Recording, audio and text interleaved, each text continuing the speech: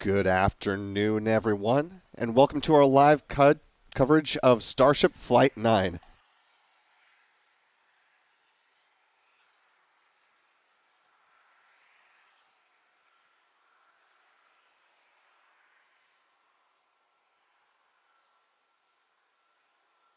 I'm Will Robinson Smith, and you're watching live coverage jointly between Spaceflight Now and LabPadre for the 9th integrated test flight of SpaceX's Starship program.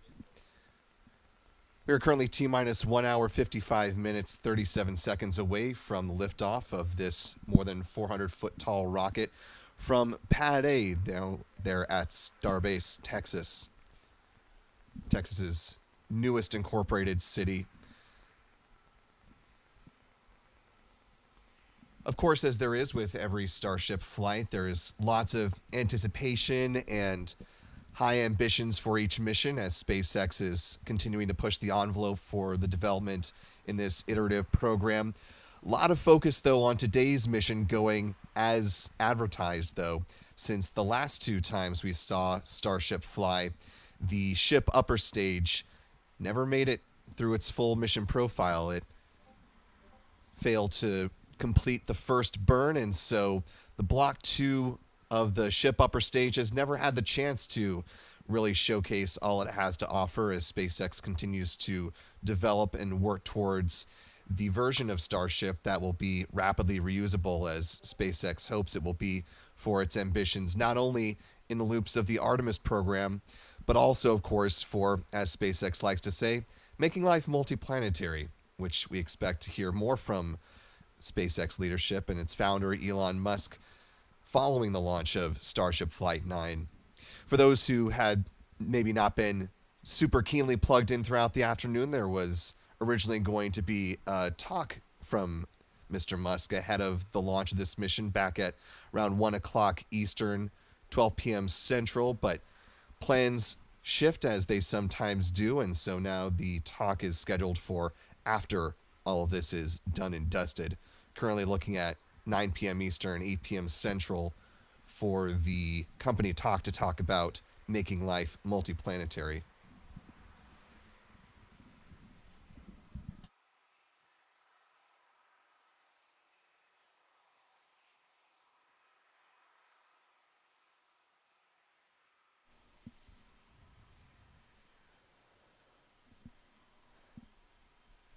As you take a look down at the tank farm there, you can see the farm is starting to come alive as SpaceX is less than 2 hours away from launching this mission. Current timeline has things really getting going around 1 hour and 15 minutes out from flight. That's when the SpaceX flight director will conduct the readiness poll and verify that they are go for the start of prop load, with the tanking process beginning with the loading of liquid oxygen on the ship upper stage, followed by liquid methane on ship 35. That'll be followed by booster fueling about 41.5 minutes before takeoff, and booster locks, the last big milestone to begin on the fueling side of things, beginning at about just shy of 36 minutes before takeoff. I want to thank all of you for joining, whether you are here with us coming from the LabPadre community or here at Spaceflight Now. If you haven't already, you could do us all a big favor and help with this big live launch coverage by liking whichever stream you're watching and sharing it with your friends, families, strangers who are interested in all things space and spaceflight as we cruise on through the count. We've got a lot to talk about, and we are fortunate to be joined by a couple of great voices in the space coverage community. I want to start first with someone who actually has a fairly recent video that was published on the changes that have been made after the Flight 7 mishap, also looking deeply into Flight 8 and keenly watching Flight 9 to see what goes right and what goes wrong. Mr. Zach Golden of CSI Starbase. Sir, how are you doing? I am doing great. Glad to be here. Hello, everybody. I'm really excited for today's flight and, hoping for some success. This is going to be pretty awesome. I imagine we'll get into some of the stuff you just mentioned as far as Flight 7 and 8. But yeah, looking to see if the changes that were made between flights 7 and 8 end up, or sorry, between flights 8 and 9 actually end up helping out the second stage vehicle. Fingers crossed, because there's lots of important things that need to be taken care of as far as, making sure the TPS tiles are doing what they need them to do. And they really can't get to that until the ship makes it past SECO. So fingers crossed that we get past that point so we can actually have some fun today. Absolutely. And for those of you who are not following Zach and his work here on YouTube, you can find it just by searching for CSI Starbase. And big congrats, Zach, on crossing 100,000 subscribers, by the way. Thank you. Yeah, it's been quite a while, but I've only got like 29 episodes out, so I feel pretty good about that. If I had like 300 in 3 years, then I would be pretty sad that it took this long. But it's a long time coming, but feels nice to finally reach that point. So yeah, on to even bigger things, hopefully. Absolutely. Nice to have that silver YouTube plaque, though, as a reminder of where you've come from so far. So again, congrats. Thank you. And want to welcome in our other special guest who is joining this LabPadre Spaceflight Now commentary. For those who have been following Spaceflight Now for some time, you'll remember his voice from not just Starship coverage, but many, many years before that. Previous editor here at Spaceflight Now, and now a reporter over at Ars Technica, Mr. Stephen Clark. Wonderful to have you back on with the commentary. How are you doing, my friend? I'm doing fine, Will. Thanks for having me. Absolutely. And so we're obviously going to be talking all about, as we were just discussing, Flights 7, Flight 8, the preparations for Flight 9, and what it all means to all the people for whom it is affecting. Want to start with you, Zach. As we've been watching the progress towards Flight 9, actually want to step back and talk a little bit more about sort of what's been happening around the physical launch itself and some of the changes that have been happening here at Starbase, as not just this launch tower and this pad have been getting ready for Flight 9, but there's been quite a bit of buzz all around Starbase, not just with the incorporation itself, but some important physical changes. So maybe if we want to start over by the Star Factory, where some of the walls have been coming down as preparations for the Gigafactory have been in the works. If you want to start there and some of the big reasons for changes like that we've been seeing here at Starbase.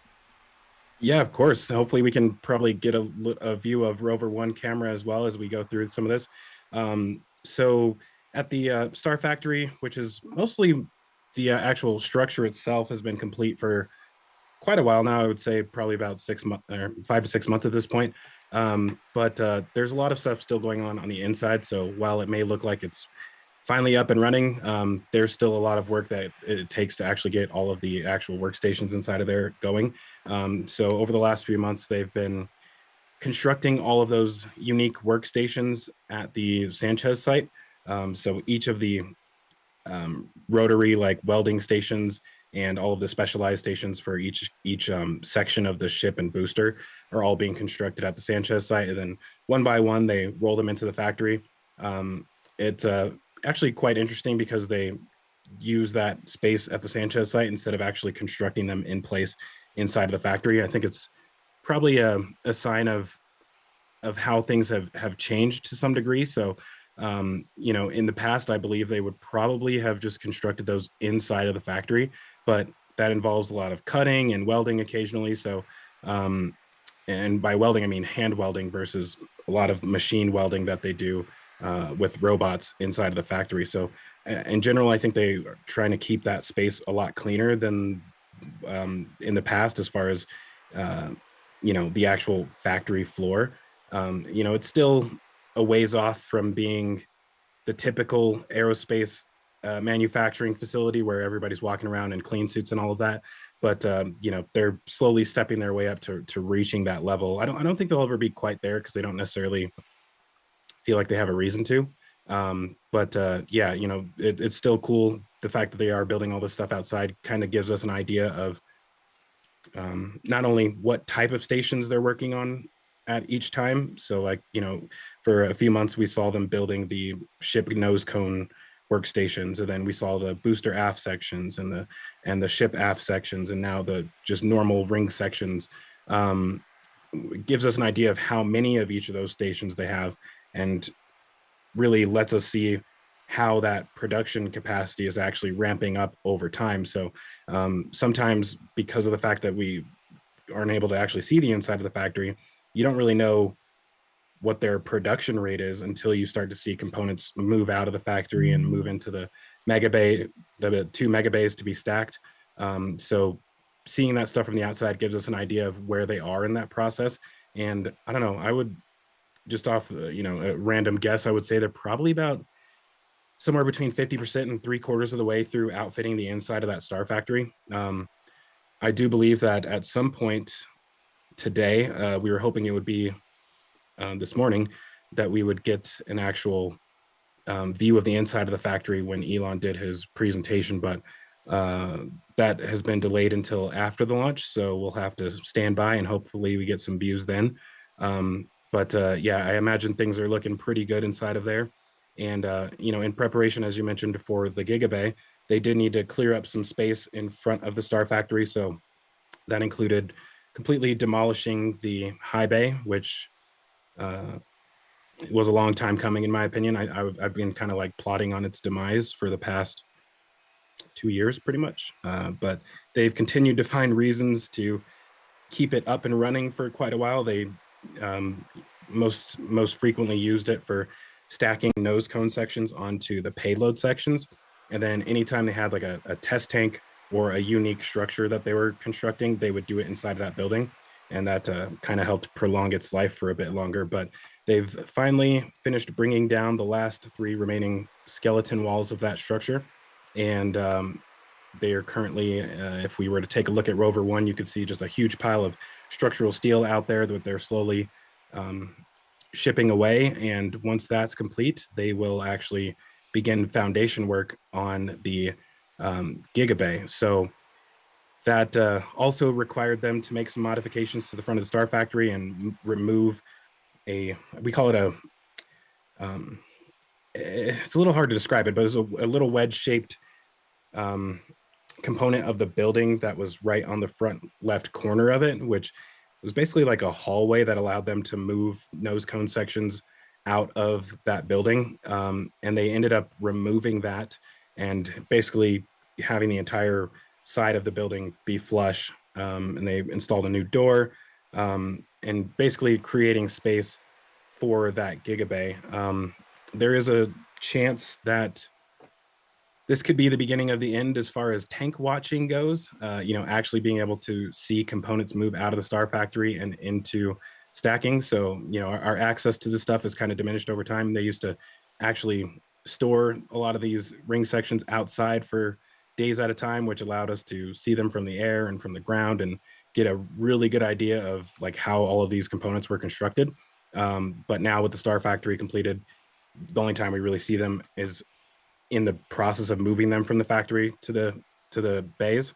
And now we're at the potential to lose even more if that Gigafactory ends up butting up against the factory.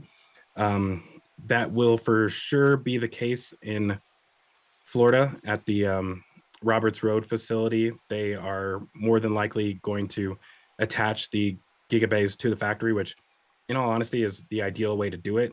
You don't ever have to worry about, exposure outside. Let's say it's raining or something like that, or you have a dust storm going on when you need to move a component in between those 2 buildings. That's just not ideal because then it requires you to actually clean the inside of those sections before you stack them.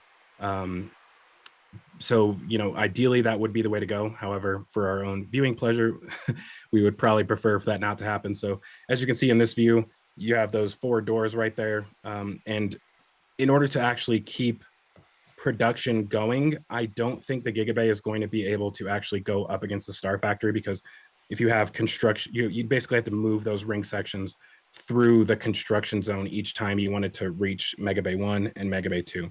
So had they constructed both the Star Factory and the Gigabays at the same time, then it would be reasonable to actually try and join those two structures together, because you're not really worrying about competing with manufacturing and construction. But right now, in order to keep manufacturing and assembly going, I think it's unlikely that we'll see the Gigabay attached to that building. And I got my fingers crossed that's the case. It would be nice if we just have a hallway from the Gigabay over to Megabay 2. I do think eventually the Megabay 1, which is just out of view on the left side of the screen, I'm pretty positive that one will be demolished, probably sometime next year. Potentially, they may remove Megabay 2 as well. However, it's more likely that that one will stay. I think that one will probably end up being like the post-flight retrofit area. So like if they need to bring ships back in and change out tiles or engines or anything like that, I think that'll be the post-flight building. And then in the Gigabay will actually be manufacturing and like storage. So all of that is, of course, speculation, but and ideally for for us to be able to continue to gather as much information on the R&D side of things, I hope that's what they end up doing. So sorry for that long-winded answer there, but that's the kind of the way my mind has been thinking about all of this as we were watching this situation develop. Hey, well, we wanted you on the stream for your mind and for your thoughts, so no apologies necessary on that. Just want to take a moment to thank a couple of people that are supporting us right now with our live stream coverage, as we're just about an hour and 40 minutes away from the planned liftoff. Want to thank Peter for $100 Venmo tip on the LabPadre side. Really appreciate that. Also on the Spaceflight Now side of the coin, want to thank Super Tech Boy for a $2 super chat. Also welcoming in a few new channel members, John Harper. And thanks to Gunnar S. for gifting 10 Spaceflight Now memberships. Really appreciate that. If you'd like to be a part of the conversation, we are monitoring our respective live chats from both Spaceflight Now and LabPadre. So we'd love to factor in your comments to our coverage today. If you have a comment or question for any of us that are on this stream that we can hopefully answer to the best of our abilities, we'd love to make you a part of this live launch coverage. And of course, the YouTube Super Chat feature will not only help you be a part of the show in real time, but also support the hard work that we do here, both at LabPadre as well as at Spaceflight Now. And so, my friends, any chipping in that you can do is always greatly appreciated. And of course, quick and easy way to help out both channels is just by liking and subscribing to both, as well as to CSI Starbase. And be sure to follow Steve over at Ars Technica and all of the work that he and his colleague Eric Berger are doing. Speaking of which, want to bring you in Eric Eric, good grief. Steven, I want to bring you in to talk about some of the work that you and your colleague Eric Berger have been doing over at Ars. Obviously covering much more than just the Starship program, but given all the eyeballs that are on this mission and the timing of this launch coming up right against the potential U.S. Senate vote for Jared Isaacman to become the next NASA administrator, how much more elevated do you think this mission is for SpaceX to really get this all right this go around? Well, I think it's a crucial time for Starship, given the things you just talked about, the political landscape that we're in with the pending confirmation of Jared Isaacman as the NASA administrator, as well as the budget fight that is going to be playing out over the next few months in Congress. So obviously the skinny budget that the Trump administration released a few weeks ago kind of at a high level offers a blueprint of the direction that the administration wants NASA to go, and it will be heavily, if implemented, it would be heavily reliant on commercial heavy lift and super heavy lift systems like Starship to replace the Space Launch System and Orion spacecraft, which are queued up for cancellation in that budget request. However, Congress still needs to weigh in on that budget, and there is a lot of support in Congress, although I wouldn't say ironclad support anymore in Congress for things like the Space Launch System and the Orion spacecraft. And if Starship is viewed as unreliable or on the wrong track, there may be that may strengthen the arguments of some of those in Congress who want to keep the Space Launch System around a little while longer. Of course, NASA or the Trump administration wants the SLS to remain an active program for the next 2 missions, Artemis 2 and 3, and then cancel it, and then start relying on these heavy lift systems like Starship, potentially Blue Origin's New Glenn rocket for missions out to the moon and eventually onto Mars. That's one part of it. The other part is this is coming at a very critical moment from an engineering and technical perspective. So most of our viewers know that the last 2 Starship test flights failed. They did not reach their goals, and really probably was the most significant setback that SpaceX has had in a long time, a decade or more. And this flight hopefully will put the program back on track. We'll probably get into a discussion later about some of the technical causes for those issues on flights 7 and 8. But flight 7, of course, the investigation found the most likely cause was for the early shutdown of the Starship engines were these intense vibrations that were more extreme than predicted. And then on flight 8, there was a hardware issue in one of the Raptor engines on Starship that caused it to shut down, and eventually it was a cascading series of failures that led to the loss of control of Starship. So I'm not sure. I'm sure SpaceX engineers are fairly confident that they've resolved the vibration issue that they had on Flight 7, but I'm not entirely sure that they can say that with 100% certainty, because the Flight 8 started having problems with the Raptor engine at an earlier point in flight than the vibration resonance issue started emerging on Flight 7. So it's going to be a series of milestones on this flight. You want to see them get past the 5.5-minute point, which is when they started having trouble with the Raptor engine on Flight 8. Later on in flight, around the 8-minute point is when they had the issue lost control in Flight 7. So we want to get past that. And then, of course, the big thing is the reentry, and assuming the Starship reaches its planned trajectory and gets out over the Indian Ocean and begins the reentry, we'll see how these new tiles perform. And I think that's kind of the holy grail of this flight, is to get to that point, because the heat shield engineers at SpaceX have been patiently waiting, maybe impatiently waiting, for the last several months for an opportunity to see how these new tiles and this new heat shield design fares during reentry, and they haven't had a chance to do so until hopefully today, if the Starship propulsion system works as designed. We'll see how it all unfolds in time. Before we get too far away from the Artemis part of the equation, though, Stephen, I just want to pop over quickly to our view of the vehicle assembly building. As you can see just to the right of the Launch Control Center, the LCC, the Mobile Launcher 2 continues to climb its way skyward. I believe the 8th module out of 10 has now been stacked onto there.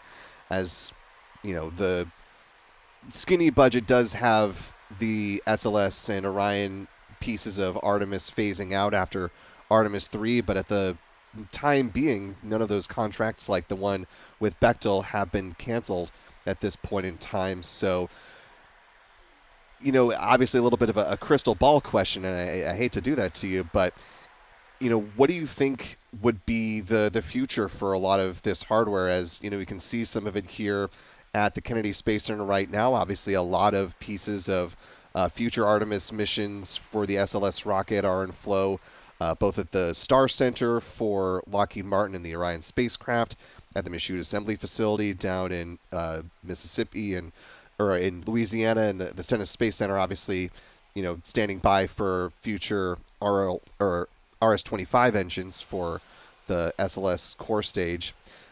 You know, what do you think is going to happen to all that equipment if it ends up getting mothballed?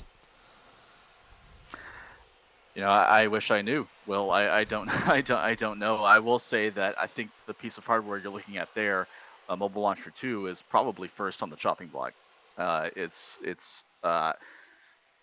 very low chance it's ever going to be used for a space launch system flight, I would say at this point. The other things you mentioned really kind of depend on where the budget negotiations go in the next few months. Of course, we may end up with a continuing resolution out of Congress, in which case the baseline, if there's no movement, will be to continue funding after the into this fiscal year, into fiscal year 2026, which begins in October, at the current levels, which would maintain these programs for a period of time into the fall, into the winter, even into next year. We didn't get a fiscal year 2025 budget until uh, well, it was a continuing resolution. If the pattern sticks, it's going to be hard to really cancel these programs because it will literally require an act of Congress, and they have a lot higher priorities, frankly, on their plate than you know. Even a program as expensive as the Space Launch System is just a very small fraction of the federal budget. So I think these programs do have a sense of inertia. They're going to keep moving forward. I would be surprised if we see any sort of stop work order on Orion or Space Launch System for Artemis 4 or 5 or anything like that. I wouldn't be shocked if you see a stop work order or something with the Mobile Launcher 2, to be honest, in the coming months. That seems to me more likely to happen.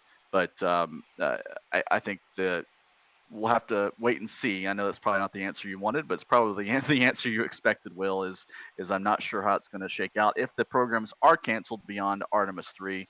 I don't think there's a lot of utility for a lot of this hardware. It's all purposely designed for the Space Launch System. Some of the RS-25 engines may find a use either in an experimental fashion or on a future launch vehicle.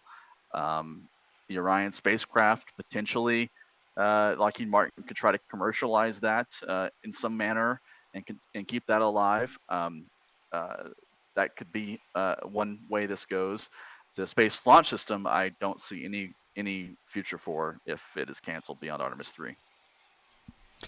Yeah, it's quite hard to really put your finger on what exactly will happen, but I think that's all very good prognosis for what is quite possible.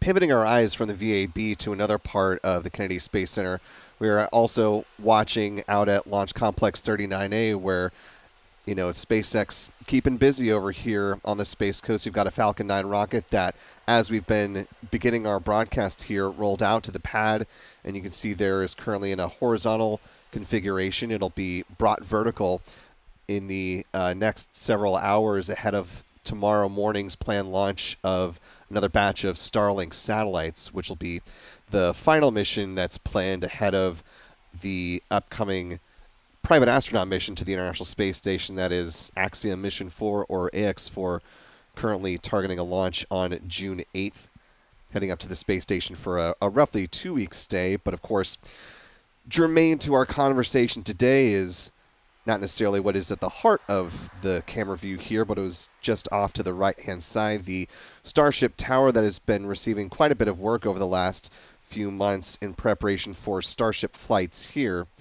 Now, back during some of the previous integrated flight tests from down in southern Texas, down at Starbase, there was discussion about potentially getting Starship launches from here in Florida potentially as early as the end of this year. Zach, I'll go to you for the start on this part of the conversation.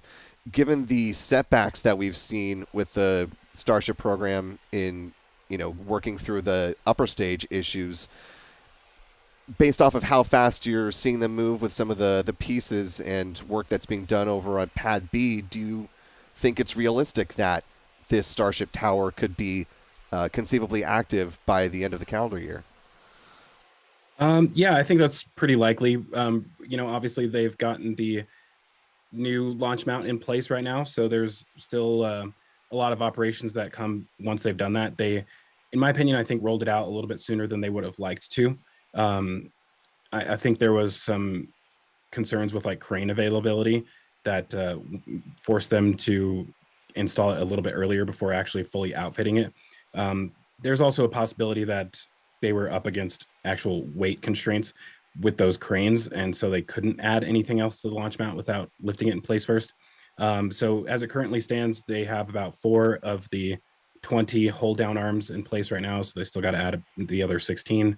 They need to install all of the hydraulics for those hold down arms inside of the launch mount.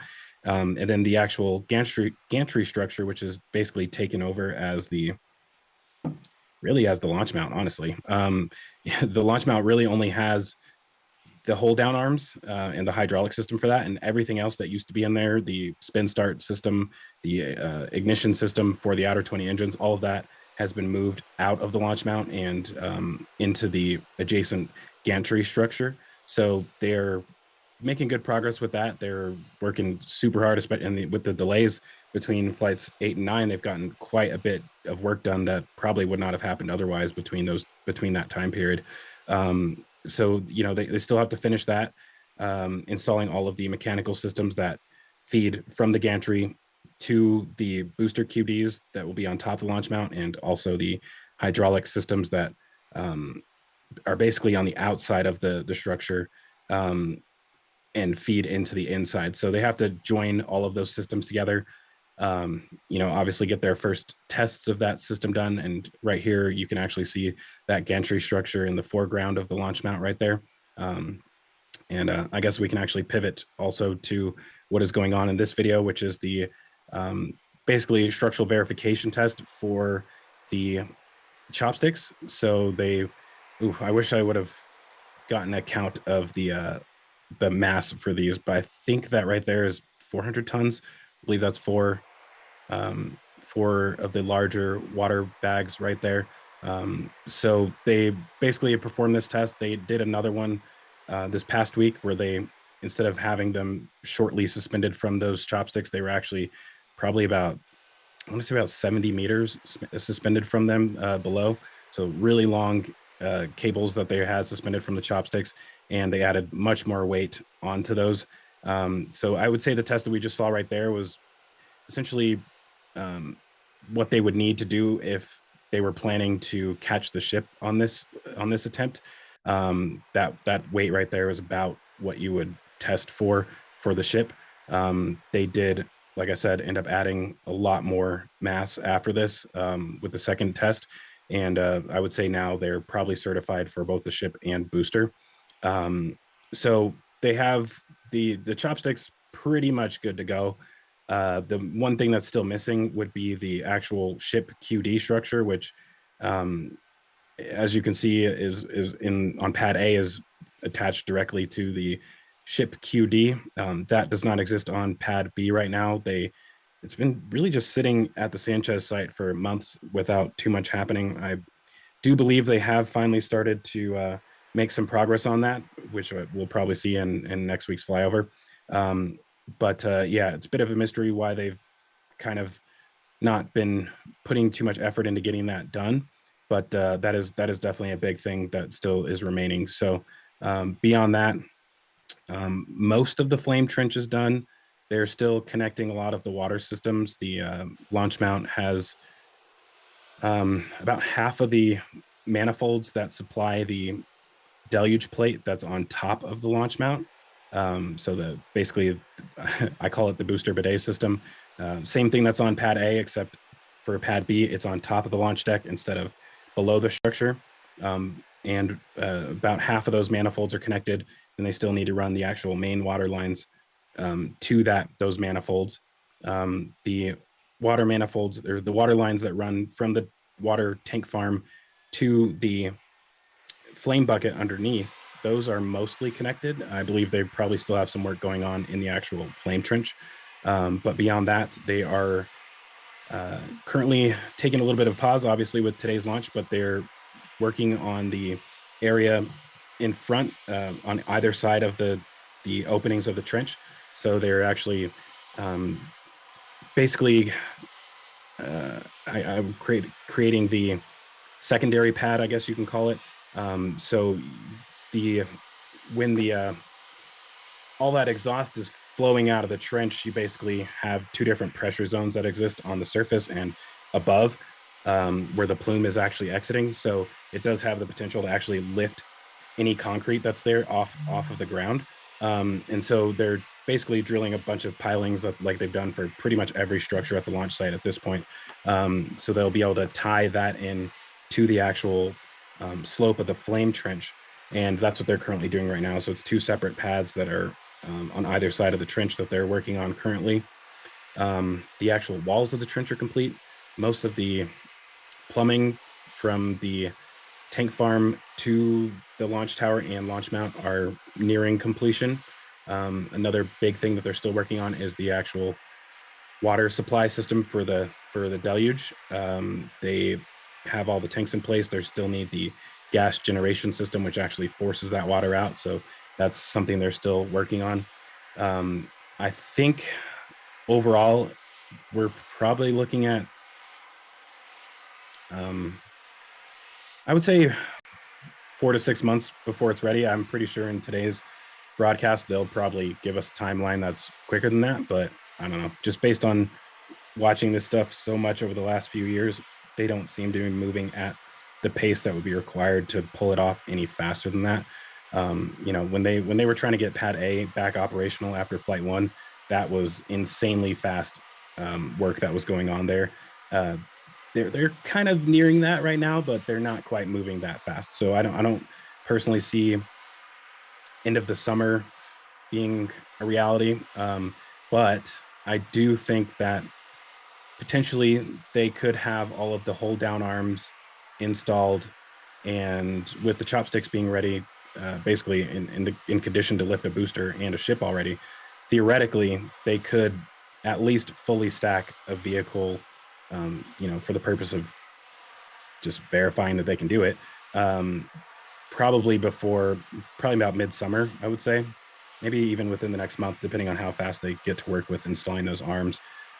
So yeah, it's exciting times coming up. And, on that note, it is very important for them to get that done as quickly as possible, because Pad A, I believe, has a time limit on it. So they've not really said this publicly, but a lot of their actions have kind of like shown this, that there is a hard limit on how many launches they can do on Pad A before the booster bidet system, the deluge plate, becomes, I don't know if you want to say unstable, or basically it reaches a point where they're not comfortable with launching on it anymore. So if you ever have seen any of the aerial photos, you can actually see the imprints of where each of those 33 engines fire onto on that plate. And in my opinion, that's a sign of areas that are being ablated away. So it's constantly a clean surface, because it's constantly a new surface every time they fire on that. So I have a feeling if we were to see like a ground level shot of that plate, that you would actually be able to see an actual indent in that plate from where that material has been burned away. So with that said, they are limited on how much they can actually fire on that pad. And with that said, if they have issues with the booster like they did before this flight, so they actually did their initial static fire test, and then they sent the booster back to the mega bay for final outfitting. They brought it back out, and then they destacked it again. Assuming that they did some work to the engines, if they wanted to like retest the booster, that would take away from the amount of launches they're able to perform on that pad. So in my opinion, and again, this is just like speculation, if that was the case, that they ended up swapping something out, they may be in the position where they're kind of like winging it a little bit, because they don't want to take away from like what their ability to continue launching the remaining vehicles. So right now, this is Booster 14's second flight. There's Booster 15, which was recovered on Flight 8. Yeah. And Booster 16 and Booster 17. So there's 3 boosters remaining right now. As far as we know, they're definitely not planning on recovering the booster today. From what I've seen online, they don't have permission to do it on the next flight either.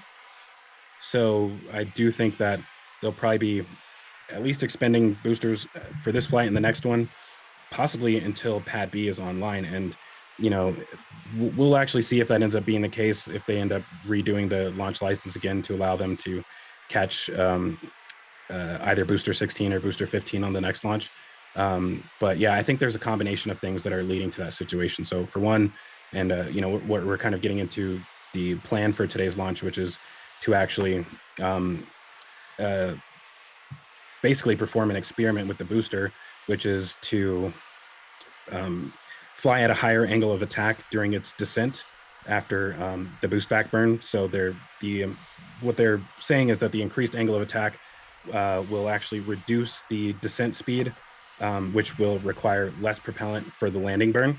So when they do that, well, actually, let me back up a little bit, because this is Zach, even more going. Yeah. Before we get too further down, just want to note that we've seen some mid-tower venting, so they're beginning to chill the lines ahead of the go-no-go poll for the start of prop loads. Just want to make our viewers aware that the lines are chilling, seeing that good vent there.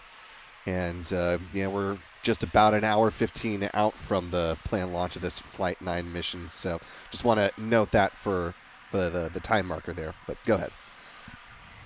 Yeah, so just backing up a little bit as far as booster experiments go. So the first thing that they did with this launch was installed new, basically they covered some of the vents on the hot stage ring. So these vents are basically on the front of the hot stage ring. I don't know if maybe we can even potentially zoom in Rover 2 camera onto that hot stage ring possibly, and actually be able to see this plate that they installed in the front of it. So basically they blocked off the vents on the front of the hot stage ring below the booster, or below the ship QD.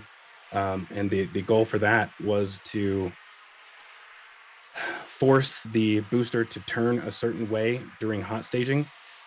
So, you know, really surprising, what we found out was that they were not necessarily able to control that. So this is kind of crazy to me, because I did talk about in an episode when they first introduced hot staging how that mechanism actually works, and I mentioned that was a combination of thrust differential between the ship's engines and the angle of rotation for the grid fins. So by turning the grid fins, you're able to deflect the exhaust plume through the grid fins and actually force it to turn a certain direction. And by let's say igniting the first two RVAC engines first, you're able to push the booster in that direction of those to the front of the ship.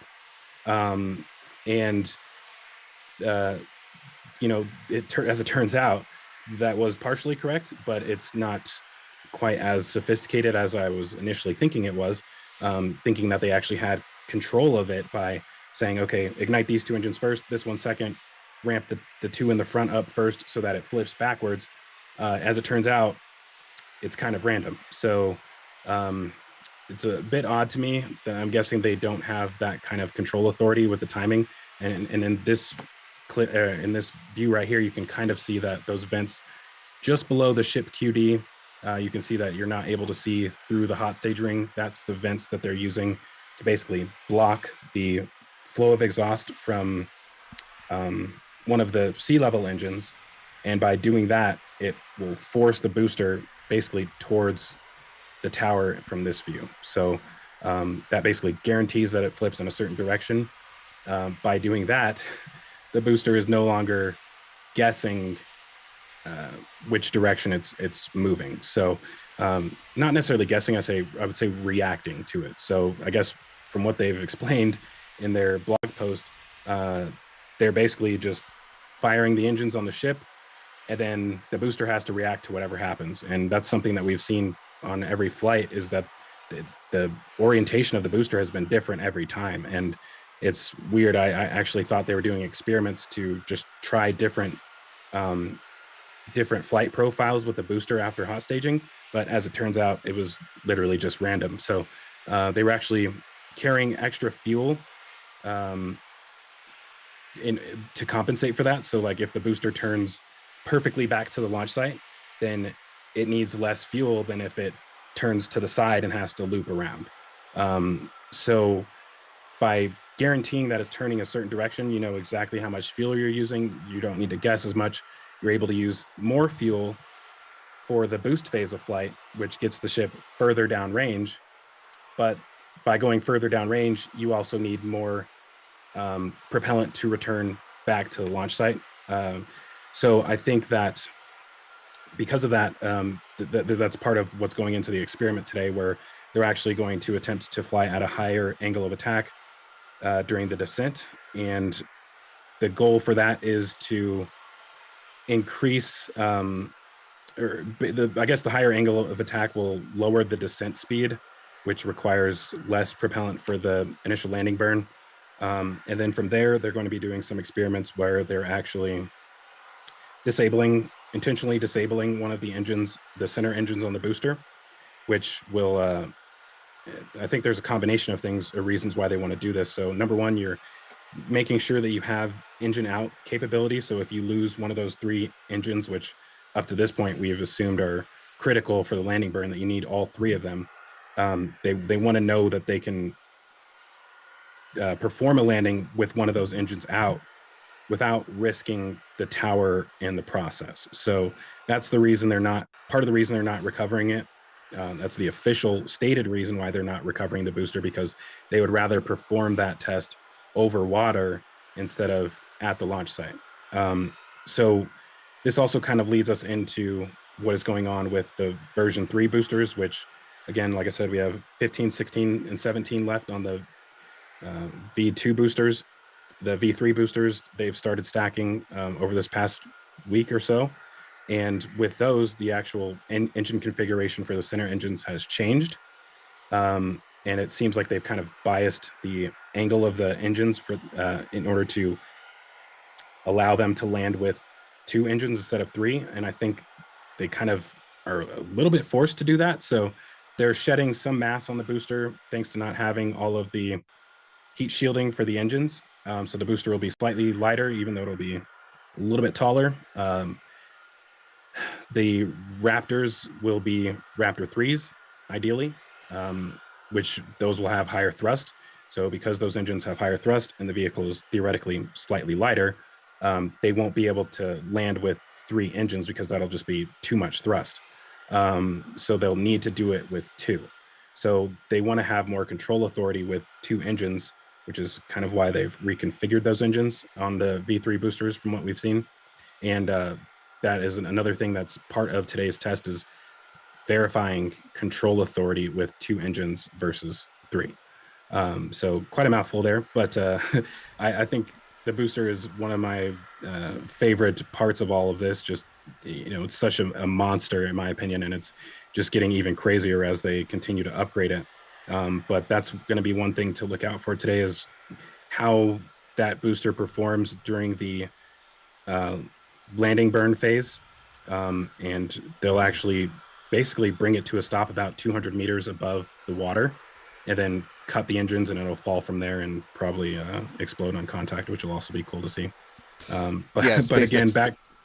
Sorry, go ahead. I was going to jump in just to say that, it's the way SpaceX described it was going to be a hard splashdown, as opposed to what we've seen, with previous versions of the booster and the ship in the Indian Ocean, where it's been a controlled burn all the way to the point of contact in water. So, it might be a little bit more energetic once it actually drops from about 200 meters high up. I'm not going to lie. I would rather see it come in at like terminal velocity. Well, but we're not going to get to see that. At least, this is a close second to that. But I'm sure the marine life appreciate a non-terminal velocity booster coming in. For sure. I agree with that.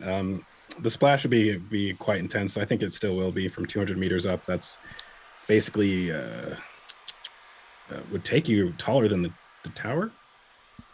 About the height of the tower. So that's going to be quite the fall. But again, I think now is the perfect time to do that experiment, because again, not only are you not risking the tower, but you kind of just don't really want these boosters right now. So if there is a hard limit on how many more launches you can perform, with the deluge plate being the limiting factor, then you need to find things to do with these boosters. So if you recover it, The only benefit you get out of recovering it is retrieving the Raptor engines, which is kind of pointless because they're Raptor 2s and you don't really need them anymore because you're moving on to Raptor 3. So at that point, you're basically left with engines that you got to do something with. You're left with an entire booster that you need to scrap manually instead of it happening all at once. I don't know. I think some people would disagree with the method of that, which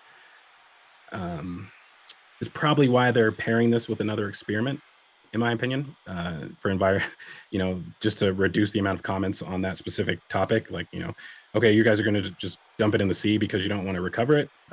No, we're also doing an experiment, which, makes it a little bit less bad from some points of view. But yeah, in general, I think they just don't want these lawn ornaments laying around. If you have a limit on how many more launches you can do on Pad A, then you got to find something to do with these boosters. So yeah, I would say we probably have 3 to 4, maybe 5 at most launches left on Pad A before we start to see them move on to Pad B. And that might even happen sooner, moving on to Pad B, potentially. Yeah, and it's probably not really feasible to try to get one of these boosters into the Smithsonian, so makes sense for them to move on. Do want to note that SpaceX did confirm just in the last few seconds that the Starship team is go for prop load, so moving along with the timeline for fueling here.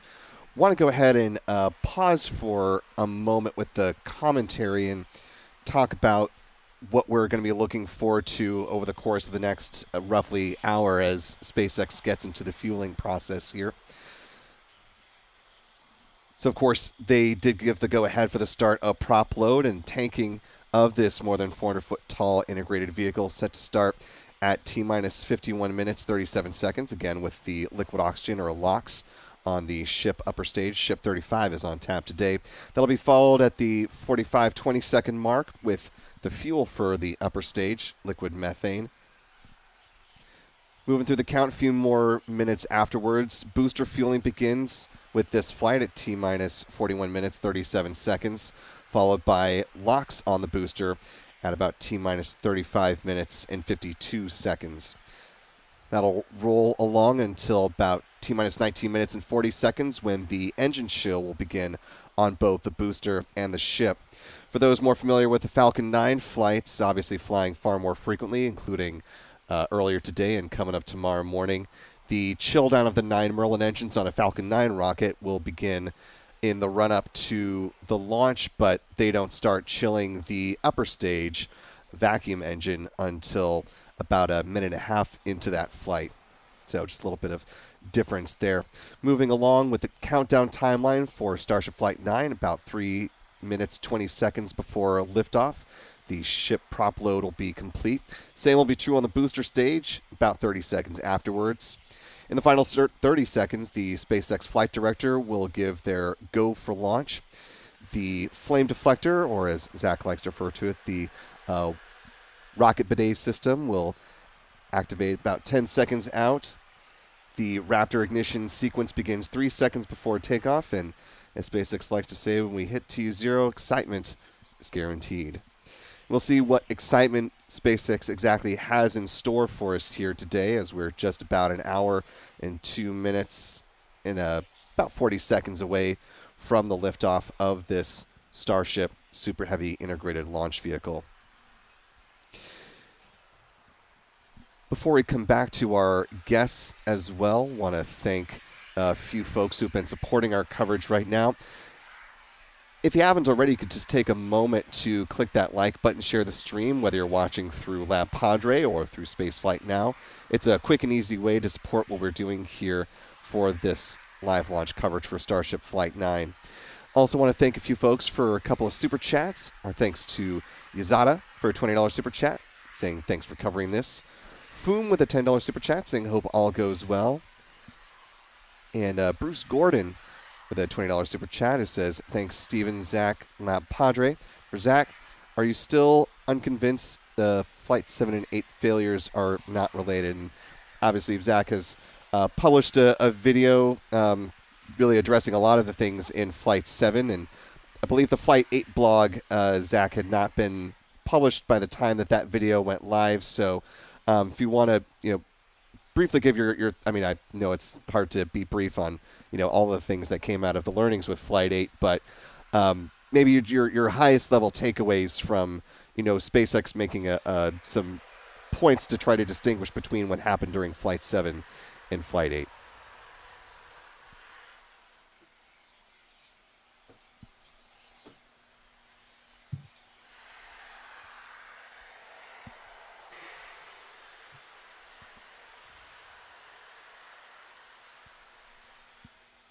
Yeah, of course.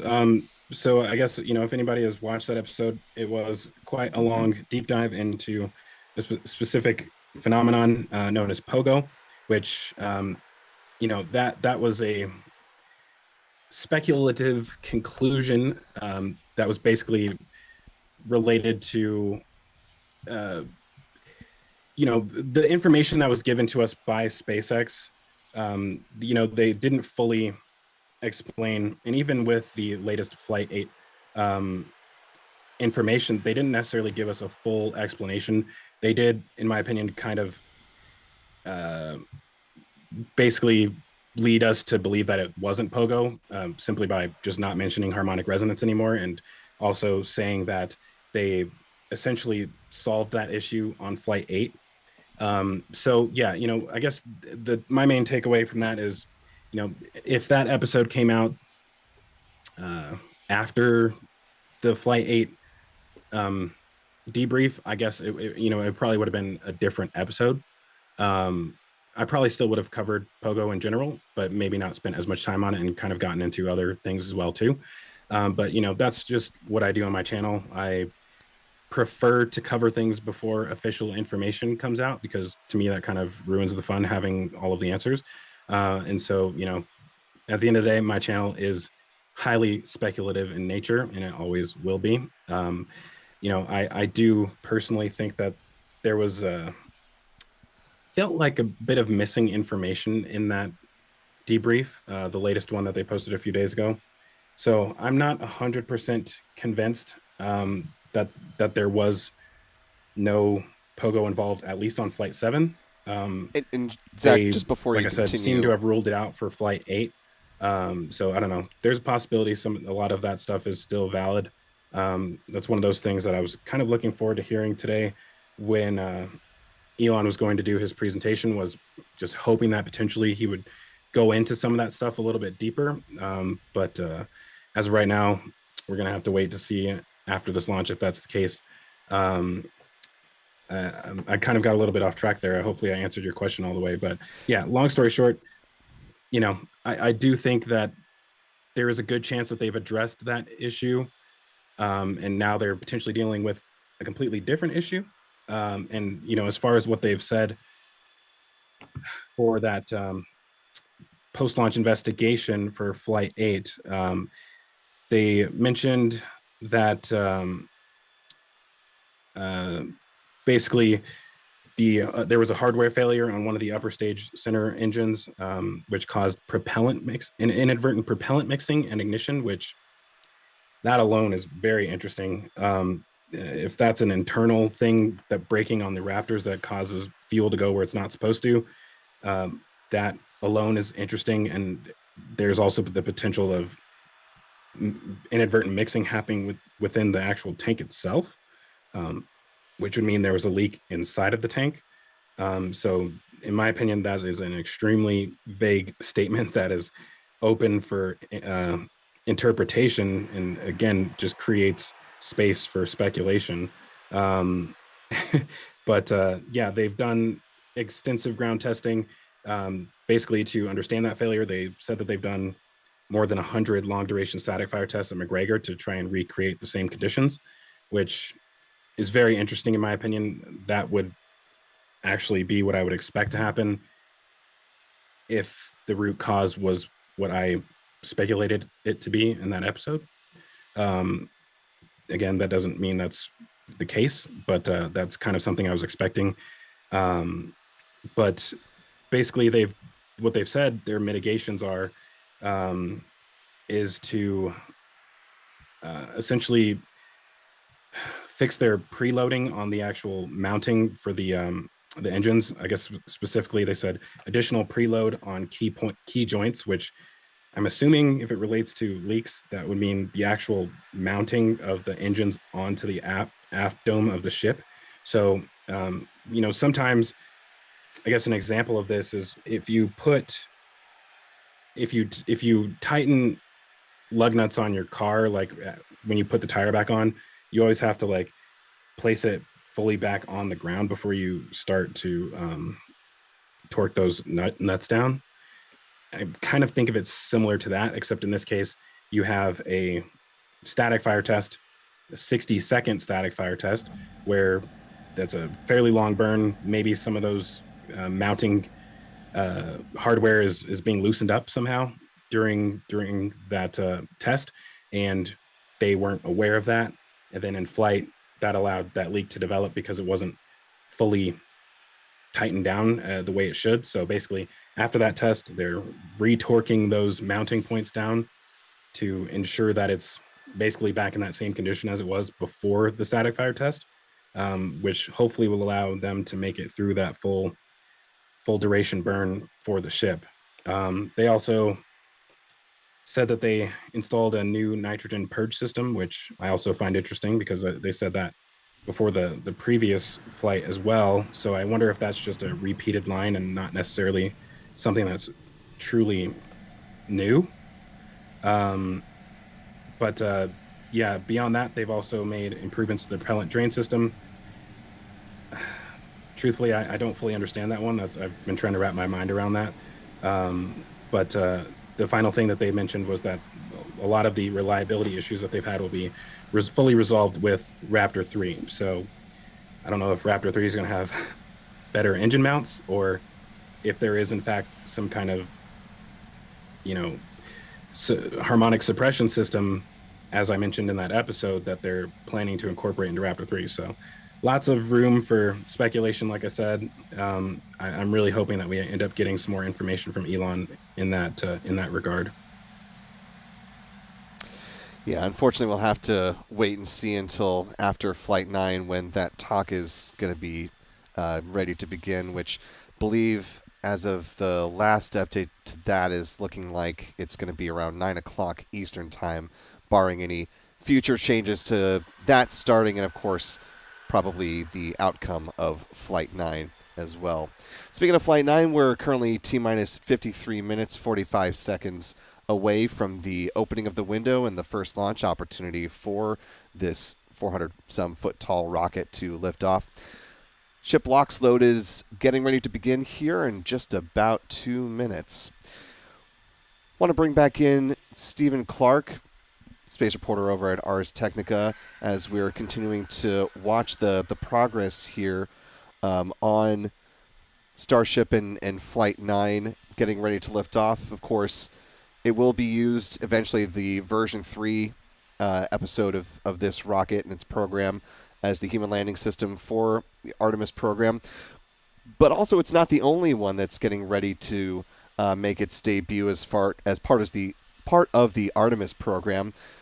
Earlier this week, or actually it was just late last week, Dave Limp over at Blue Origin did reveal a couple of interesting images of testing down at the Johnson Space Center in Houston, Texas, of a mock-up of the Blue Moon Mark II lander and a couple of astronauts that were working to going through the entry of that mock-up there. So, Stephen, just as it's framed in the human landing system program, of course, you've had the opportunity to talk with leadership within HLS office at the Marshall Space Flight Center over several months that the program has been in develop, with the last few missions. Just wanted to get your sense of, now that we're starting to see some mock-up hardware from Blue Origin as SpaceX's, much more public testing campaign continues on, just how you're thinking about HLS and this commercial side of the Artemis venture. Again, Will, I think there's a lot of question marks over over all of this until we see what happens with NASA's budget. Elon Musk at SpaceX is very pro Mars. He's It seems he has the attitude of, we can go to the moon, that's cool, but the long-term goal is Mars. And without NASA, if the Artemis program is redirected toward focusing on Mars, for example, or the moon is kind of a one-off mission. If there's no plan for a sustained presence or a base on the moon, um, then particularly with Blue Origin, their Blue Moon lander is really designed with the moon in mind. It would require significant modification to go to Mars, even if that was even possible. I'm not sure. Whereas Starship is a Mars-designed vehicle that can also land on the moon. So if there is a pivot toward Mars long term, if there's only going to be a handful of moon missions that NASA's involved in, and then the focus is on Mars, then what's the future of a vehicle like Blue Moon from Blue Origin? Obviously Jeff Bezos has deep pockets. He can fund his own missions to the moon in many respects. However, without NASA, I don't see much of a commercial business case for lunar missions, robotic or crewed, to be honest with you. I know NASA is really hoping that the commercial interest at the moon follows in their footsteps, but if NASA is not leading the way, I don't see that happening. Just like, there are a number of markets that if NASA left the market, I question whether there would ever be a commercial business case that includes lunar landers, that probably includes space stations in low Earth orbit. And, so a lot of this depends on what happens in the next few months with the NASA budget process. So you think even with companies like, for example, Intuitive Machines, Lunar Outpost, Venturi Astrolab, just to pull the ones that are vying for of course, a NASA contract, to your point, for the lunar terrain vehicle, and talking with them at Space Symposium, they were all very bullish on the idea that, even if their LTV wasn't selected for a mission ahead of as it currently stands, Artemis 5 timeline, that they still want to push forward with their own independent ideas for long-term lunar architecture. Given that fervor, as well as what some of the other nations that are party to the Artemis Accords are saying about their future space ambitions, you think if NASA, pulls the plug on how much they're invested, that's really going to put a damper on the whole thing? That's what I'm hearing you saying. Is that right? Yes, yeah.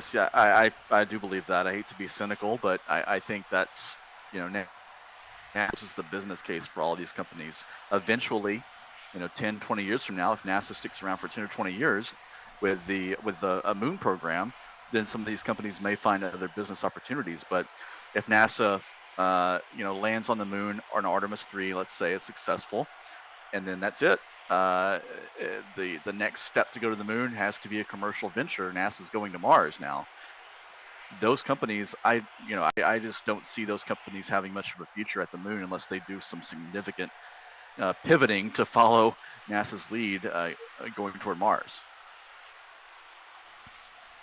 Will certainly be interesting to watch. Want to bring in a piece of tape that we were able to capture during our time at last month's Space Symposium. This was part of our conversation with Redwire leader Mike Gold following his talk, where the focus of the discussion was actually on how to use Starship and its future capabilities in order to really expand the possibilities of what can be done not only at the Martian surface but on the way to Mars. And in this part of the clip, we were talking about sort of the duality between the directions for what some people are wanting from America's space program, whether it should be more lunar focused, as some want, or more Mars focused. So just want to play this clip from Mike, and Stephen will get your thoughts on the other side. Beware of false dichotomies. The choice is not Moon or Mars, it is Moon and Mars. And having been part of the team proudly that architected the Artemis program, that was always the concept. You can't wait to do one or the other. You need to do both at the same time. And perhaps you're not launching people immediately to Mars. Maybe you're doing the moon first, and we will be. But even while doing that, you must take steps to develop the technologies, to have the conversations, just like we were today, about what does that Mars architecture look like. And then the lessons that we learn from the moon will help inform our designs, our plans for going to Mars. So not only to believe that it's possible to look at the moon and Mars at the same time, I believe it's absolutely necessary to be doing both at the same time if we're going to beat the Chinese, not just to the moon, not just to Mars. It's so important that we launch not just our technology to the moon and Mars, but our values. And that's what this is allowing us to do. That we're blessed with two billionaires, both of whom have different interests. With SpaceX focused on Mars, Jeff Bezos and Blue Origin focused on the moon. They're both doing incredible things. Let's stop fighting over the pie and grow the pie together. There's so much synergies, and I've never been more excited about both destinations and NASA's future overall. Yeah, and just to that point about each of those billionaires really having their own thoughts on this venture. Now, we haven't had the promised company talk from Elon Musk discussing making life multiplanetary and their future Mars ambitions, but Musk did speak with Tim Dodd with Everyday Astronaut for about 10 or so minutes ahead of the preparations for Starship Flight 9. And just to quote one of the comments from Musk, he said, and I quote here, "The goals for Artemis are so small." He goes on to say, quote, "Artemis needs bolder ambitions. I think we should adapt Artemis to say, let's have a base on the moon, not just like go do a remake of this great movie from 1969. The remake is never going to be as good." Goes on to say we should either do a base on the moon or we should send people to Mars, not just try to do the same thing they did 56 years ago, end quote. Stephen, bring you in just to comment on both the Musk comments from Tim Dodd's interview with Elon Musk, as well as what Mike Gold was saying. And just before you pop in, seeing through the vapor, a little bit of a frost ring starting to form on the ship upper stage as liquid oxygen continues to flow there. Currently T-minus 43 minutes, 51 seconds and counting. So liquid methane also now flowing on board the ship, and booster fuel load is about to start in just about 2 minutes. So with those mile markers there, Stephen, your thoughts? Yeah, well, a couple of thoughts. First on Elon's interview with Tim Dodd from Everyday Astronaut, talking about the small goals, the feeble goals of Artemis. I think he makes a good point that the Artemis architecture, as NASA has been developing it for the last 5 years, by every account probably, whether it's GAO or NASA's Inspector General or independent commissions, is not sustainable. We've heard that a lot in the last some of our listeners who go back 15 years when the Constellation program was canceled, same words were used, not sustainable. And that, I think, was the near unanimous consensus, or is the near unanimous consensus on NASA's Artemis program of record today. NASA's speech, in NASA's words, they have been talking much like Elon was talking in his interview with Tim Dodd, Everyday Astronaut, this afternoon, that they want to create, maybe they don't use the word base on the moon, but they want to create a sustained human presence at the moon. Part of that was going to be with the Lunar Gateway, this mini space station in lunar orbit, which doesn't have a wide amount of support, a broad amount of support. That is being proposed for cancellation right now. So it might make sense to instead of having the lunar station in lunar orbit, to put that on the surface of the moon, so you have a permanent or near permanent human presence on the moon. And that seems to me a lot similar to a lot of what Elon is talking about in that interview with Everyday Astronaut. As for the interview with Mike Gold, Mike talks about learning things at the moon, or on the way to the moon that are applicable to Mars. The moon is 3 days away, roughly one way. Mars is 6 to 9 months away one way, at least with current propulsion technologies that may be shortened in the coming decades with nuclear propulsion. That also makes a lot of sense to me.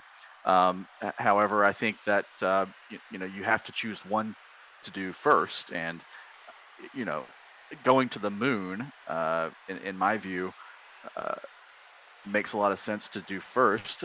Artemis 3 under the Trump administration, proposal, Artemis 3 will land on the moon, and then there will be no NASA funding or no NASA supported direct NASA operated or managed lunar landing mission after that. There's really not much clarity on what comes after that. Perhaps something in the model of CLPS, the Commercial Lunar Payload Services, or COTS, the program that ended up creating the Dragon spacecraft with NASA and SpaceX a decade and a half ago. But there's not a lot of clarity in what that will look like after the termination of the Space Launch System. So, if SpaceX is Elon and SpaceX are all in on Mars, then what does that leave for the moon? Is how much will NASA have to pay SpaceX to maintain a lunar-oriented, a moon-capable Starship versus what may be the baseline going forward for Starship, which is aimed at Mars. So I think there are a lot of question marks. It's in a few months' time, hopefully we know a lot more about where this is heading. But I think that it's good that we have 2 billionaires, interested in space, putting a lot of money into development. And Mike mentioned what I was talking about earlier. Blue Origin's vehicle is really tailored for the moon, and SpaceX is really tailored for Mars. And where NASA fits into this is still very murky to me. Also, something that's very murky that, to Tim's credit, he did raise, and then Elon sidestepped with a real answer there was, when Tim brought up the idea of rapid reusability with Starship and if that will factor into the low Earth orbit propellant transfer that would obviously be used for both Moon and Mars missions.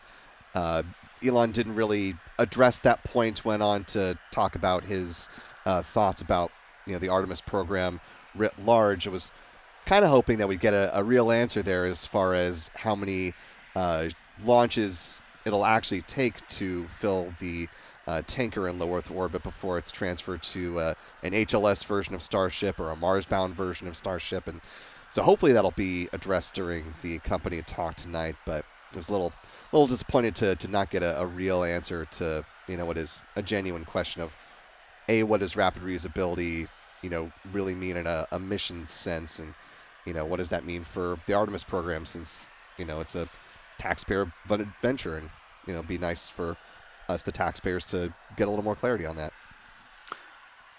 I agree, Will, and yeah, I think there's still some error bars on the number of tanking flights it will take to fill up the propellant depot and facilitate an HLS mission, a lunar landing mission with Starship. I don't think SpaceX or NASA can say this is exactly how many flights it will take at this point, because I think a lot of the data they gather in the demonstration of in-space propellant transfer, once they get to version 3 of Starship, the propellant transfer will require version 3 of Starship, so that's still some time away. That will inform engineers, SpaceX and NASA, exactly how many flights they need to budget for. And then you can back out from that how rapidly you need to be able to reuse boosters and ships for those tanking flights, because they need data on how long the cryogenics remain at the right temperature, how long can these propellants remain conditioned at super cold temperatures in orbit. So that gives them an idea of how long of a window they have to do all these tanking flights, whether it's 5, 10, or 15. Do they have 2 weeks to do it? Do they have 2 months to do it? Can they do it over 6 months? That is all unclear to me, and it's not. In my discussions with NASA officials at the HLS program office, those numbers are also, they have a range of numbers, but they don't have a specific number until they get some hard data from flight testing.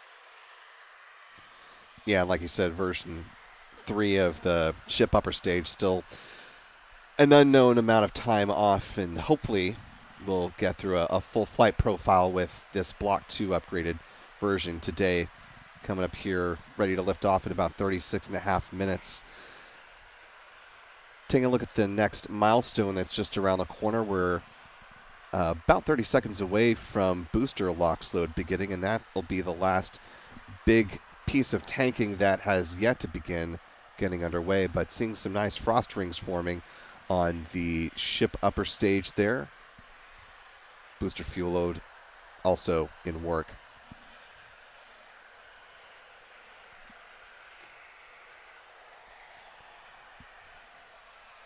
Shortly, we should also be getting some views from SpaceX as their feed is about to start, and actually looks like it's just now getting going. Fingers crossed that they've resolved some of their streaming issues on X and that we don't get the loading circle of doom that we encountered during the Starlink 17-1 mission earlier today, but fingers crossed on that. Before we go ahead and get those views from SpaceX worked in, do want to thank all of you who are watching with us live, whether on the LabPadre stream or Spaceflight Now. You could do us all a big favor just by clicking the like button, share the stream, allows more folks to find your way into this live launch coverage. And also, if you haven't already, be sure to subscribe to both YouTube channels as well as to CSI Starbase, and be sure to follow Ars Technica and Stephen Clark in particular everywhere he is bopping around the internet, like on X. Also, one last little nifty thing before we get some views from SpaceX. Fine folks at the LabPadre shop have some new minted coins, including Flight 2-8 that are in the shop, so you can check that out over at the LabPadre shop at your convenience.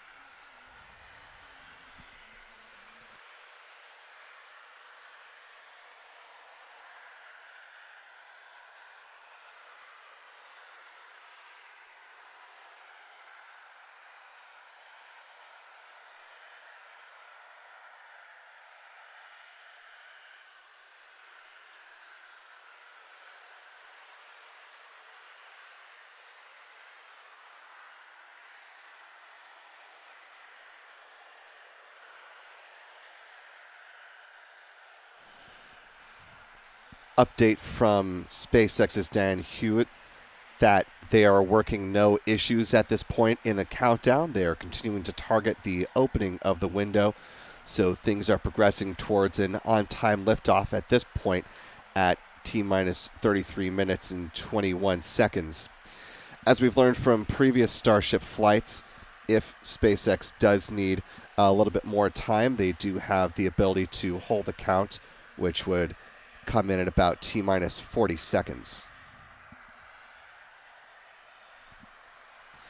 For those of you who may just be joining the broadcast, just want to make a quick reminder here as we're getting these views that SpaceX is not going to be attempting to catch the Superheavy booster. So if you recall during the past few launch attempts that once they got to the point of stage separation, they were tracking parameters throughout the course of the flight and making a call in real time on whether they would make the catch or not. But today that is off the table, as they're going to be, as Zach was saying earlier in the broadcast, targeting some other goals with the Superheavy booster. That includes closing off part of the vent there in the hot staging ring to allow for a more controlled separation and angle of direction for the Superheavy booster, and bringing it down for a hard splashdown over the Gulf with a higher angle of attack.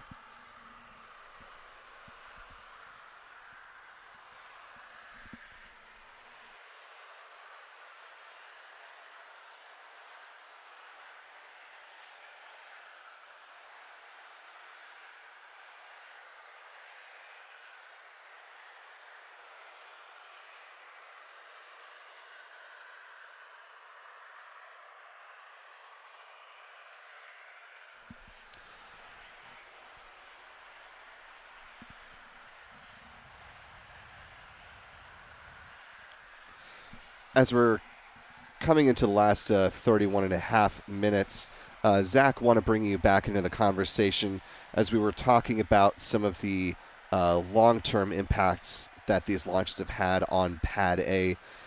Obviously, over here at the Kennedy Space Center in Florida, they've been working to develop another Starship tower there.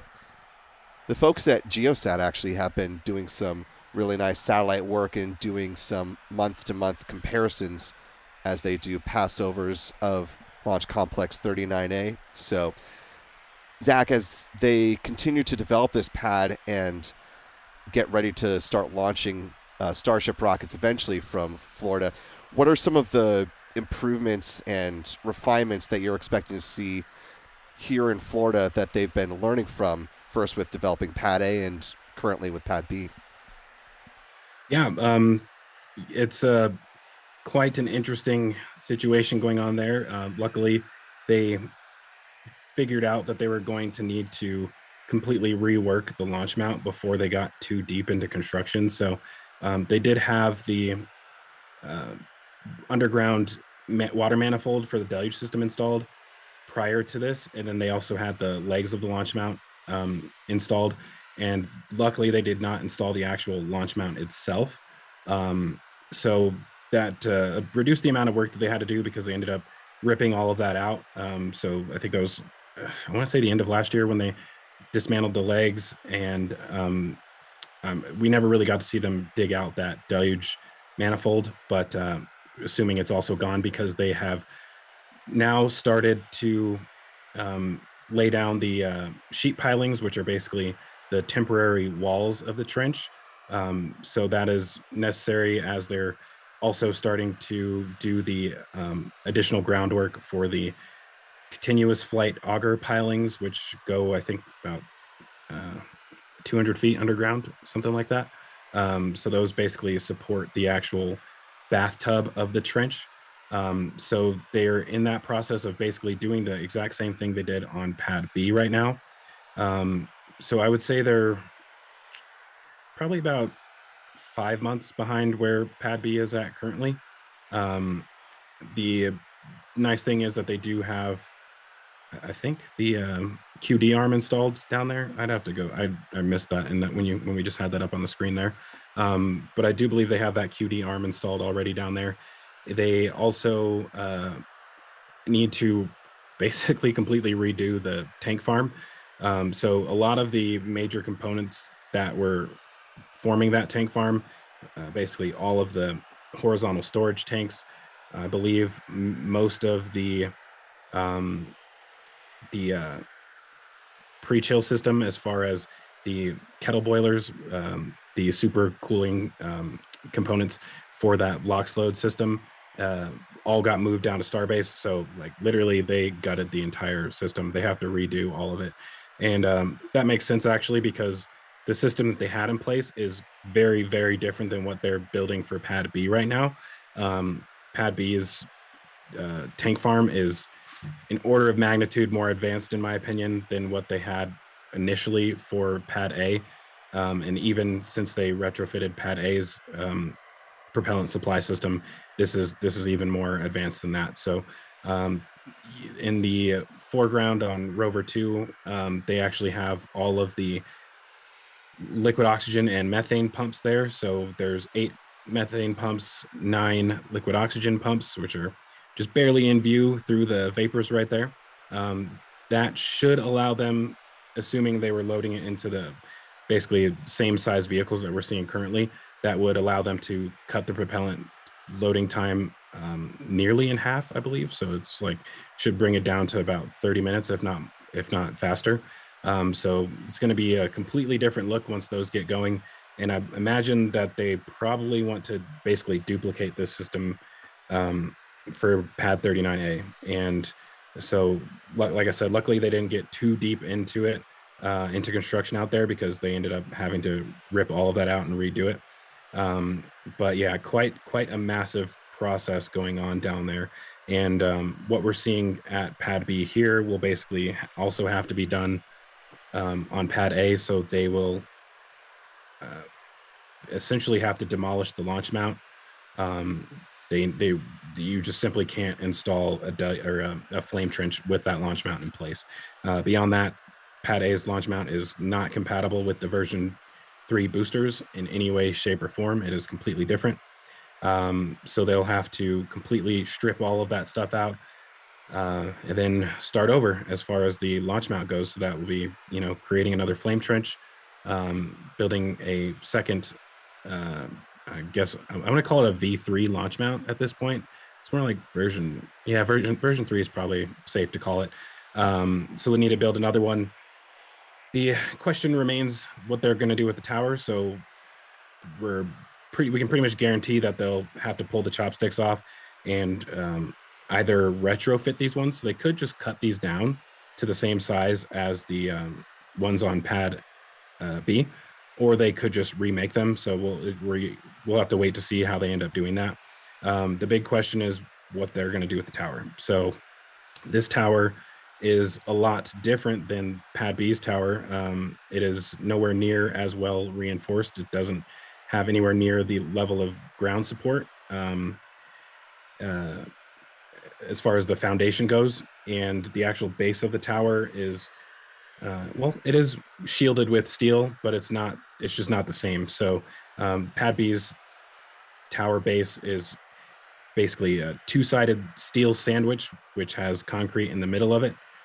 Pad A's is basically a concrete base with steel shielding on the perimeter of it. So not quite the same, not as strong as the Pad B tower. I believe the steel they used is different as well, because with Pad B having sat there for quite a while at this point, I think longer than 6 months, approaching 8 months, I want to say, we haven't seen any rusting on the outside of it yet. And overall, it just looks to be a lot better condition than Pad A, even considering the difference of how long Pad A has been sitting there. So yeah, a big question on whether or not they'll have to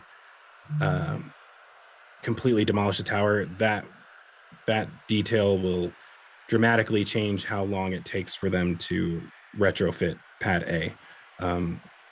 Luckily, they don't necessarily need to make the tower taller.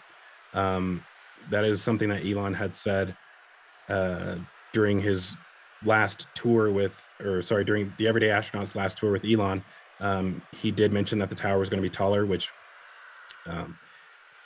is true in a way, but not really at the same time. So they didn't make the tower taller. They brought the launch mount closer to the ground, which basically enables them to not have to make the tower taller, because there's just more room in between the launch deck and the top of the tower. So yeah, in a way it is taller, but I think that is one thing that will save them from not having to completely redo this tower. The big question I also have, I'm pretty confident that the Pad A launch mount was sinking at some point.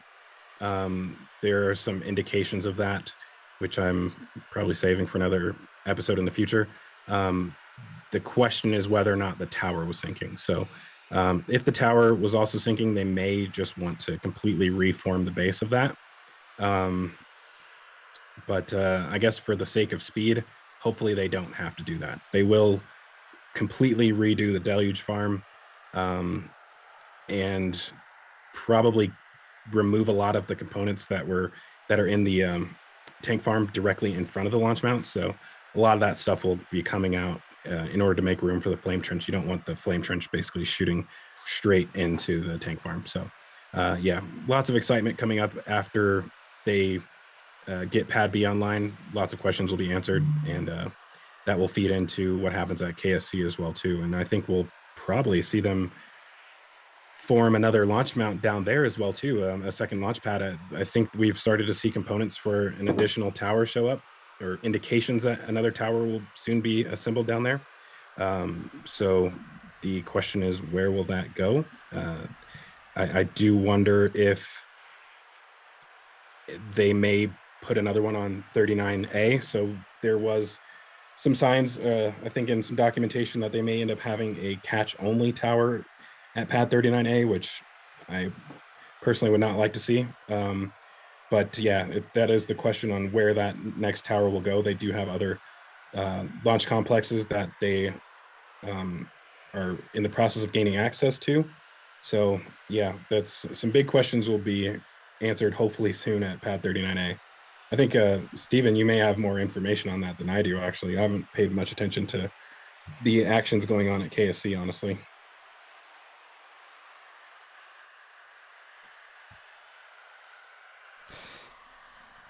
Yeah, as Stephen comes back to the mic here in just a minute.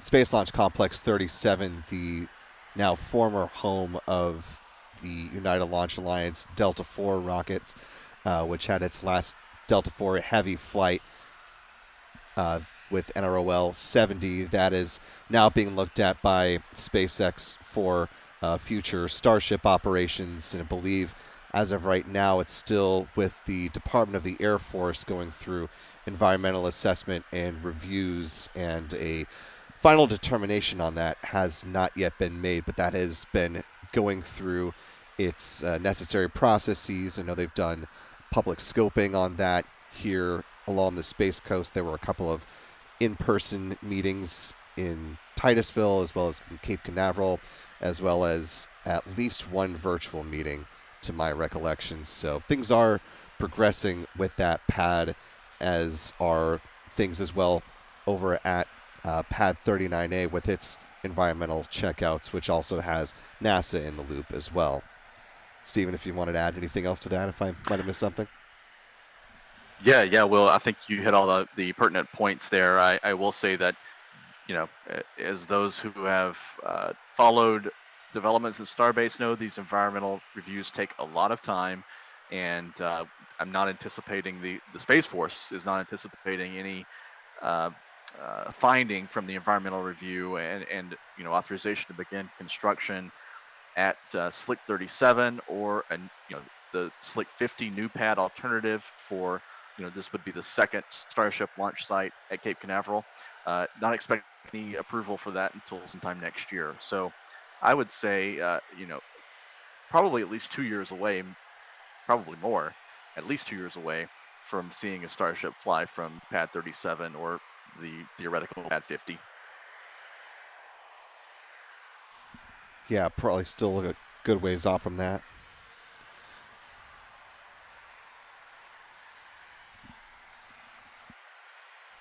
Just for a quick point in time, we're T-minus 18 minutes, 43 seconds and counting.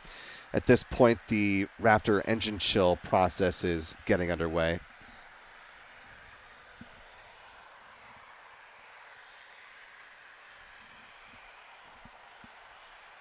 So far, everything seems to be remaining on track with the planned flight of Starship Flight 9, looking for an on-time liftoff at the beginning of the window, so coming up just in about 18 minutes and 15 seconds from now.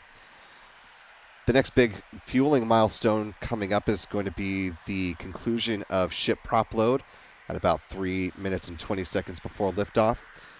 And then booster prop load wraps up about 30 seconds afterwards.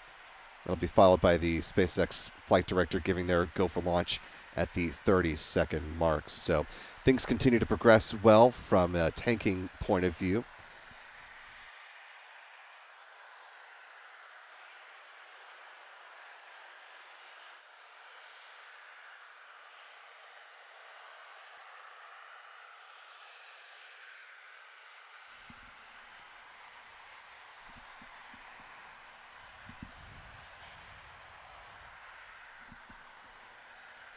Taking a quick look at our respective live chats here, I want to thank Nobody for a $1 super chat. I want to thank Carrie W for a $4 super chat as well. Thank you, Carrie. Pesky Girl with a $10 super chat saying thanks for the entertaining and informational coverage. Thank you so much for the super chat and for the kind words there.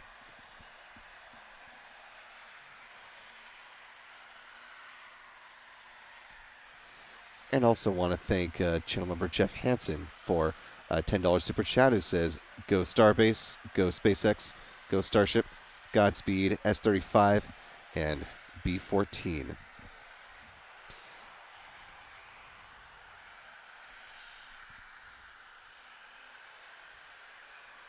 SpaceX's Dan Hout notes that we are not tracking any issues. SpaceX is not. You can see the prop load percentages there on the left-hand side of your screen, thanks to this good graphic from SpaceX. No weather concerns, according to Dan, so that is also a good sign. Surprised they still haven't updated the graphic to the V2 ship. Still using V1 graphics there. Probably on the lower side of the priority list for SpaceX. Let's just have a good flight of the Block 2 first, and then we can worry about the graphics.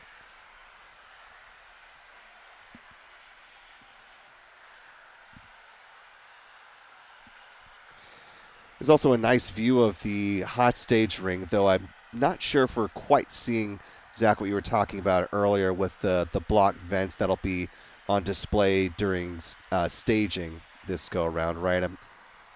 Yeah, they did show a view of it in the factory a little bit ago. Hopefully we'll get a view of the front here shortly, and we'll be able to see it a little bit better.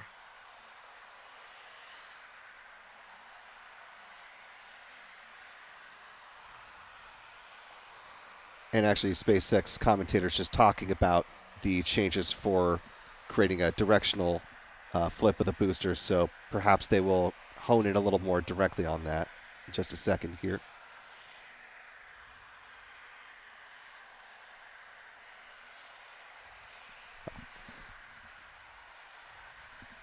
Actually, here we go.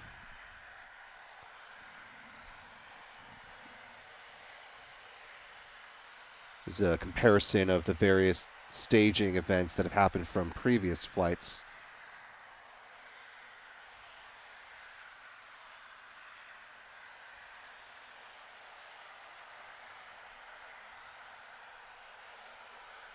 And essentially, as they're talking about, they had this randomization of the booster flip that they're now trying to control for today by closing off part of those vents.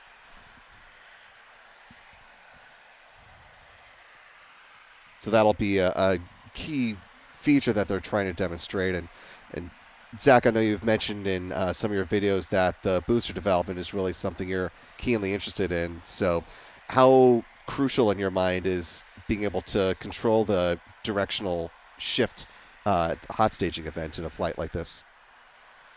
Yeah, definitely as far as propellant usage efficiency, I would say it's super important. Again, I'm very surprised that they weren't able to do that already just off of controlling the ignition sequence on the ship. A bit confused on that because the ignition sequence for the booster seems to be extremely precise. Like it lifts off basically in the same orientation all the time as far as the little lean away from the tower that it does. And in general, in order to prevent it from like actually colliding with the launch mount, you need to have fairly equal thrust coming out of all those engines.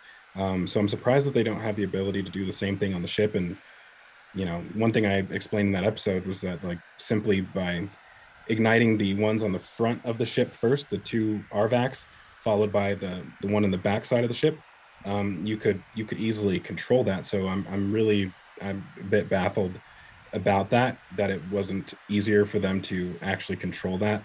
And same thing with the grid fins. You know, using the grid fins to actually help guide it in a certain direction.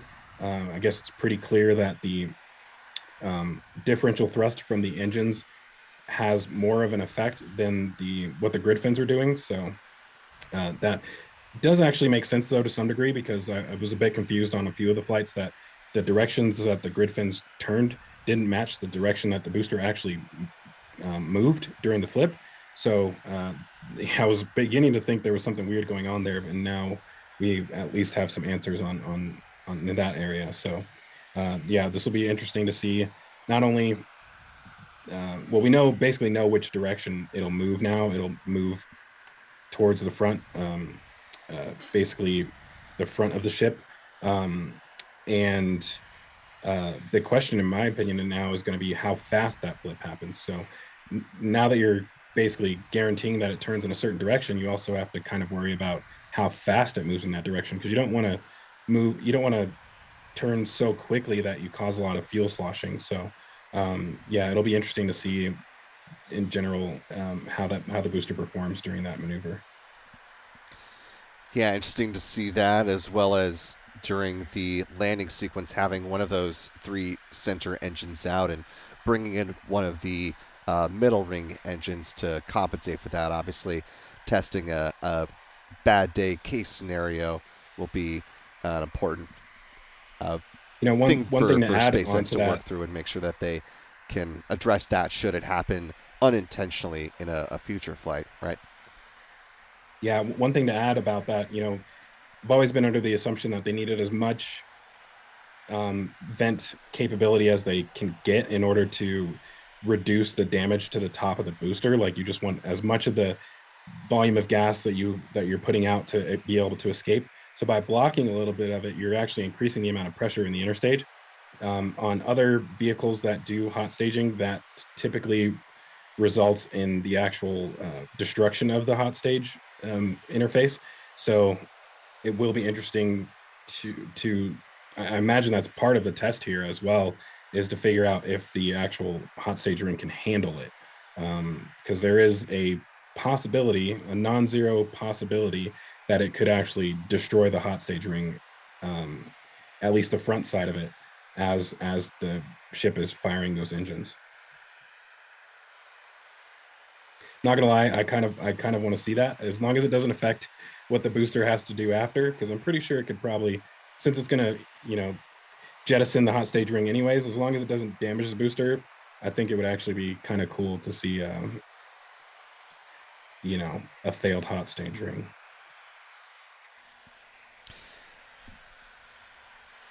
Yeah, all these developments are really interesting to watch. I mean, it's quite a program to have on display, being that it is so iterative in nature. The choices that SpaceX is and is not making,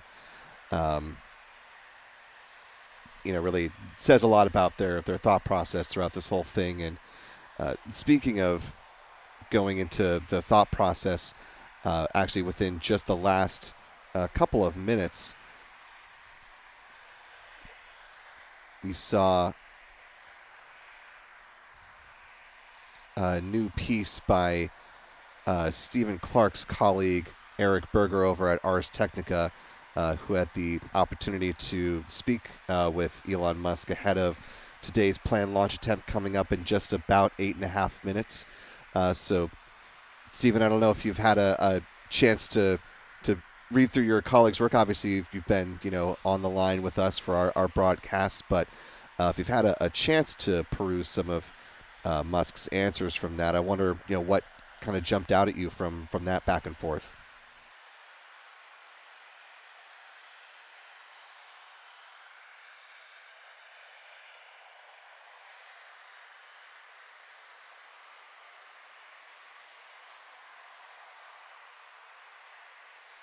We'll wait.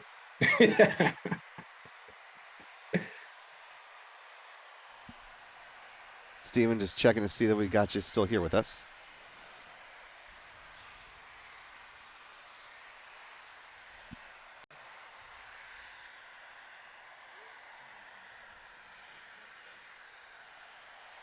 And we're having a little bit of technical difficulty with Stephen Clark's mic, so we're going to go ahead and bring him back in just a little bit.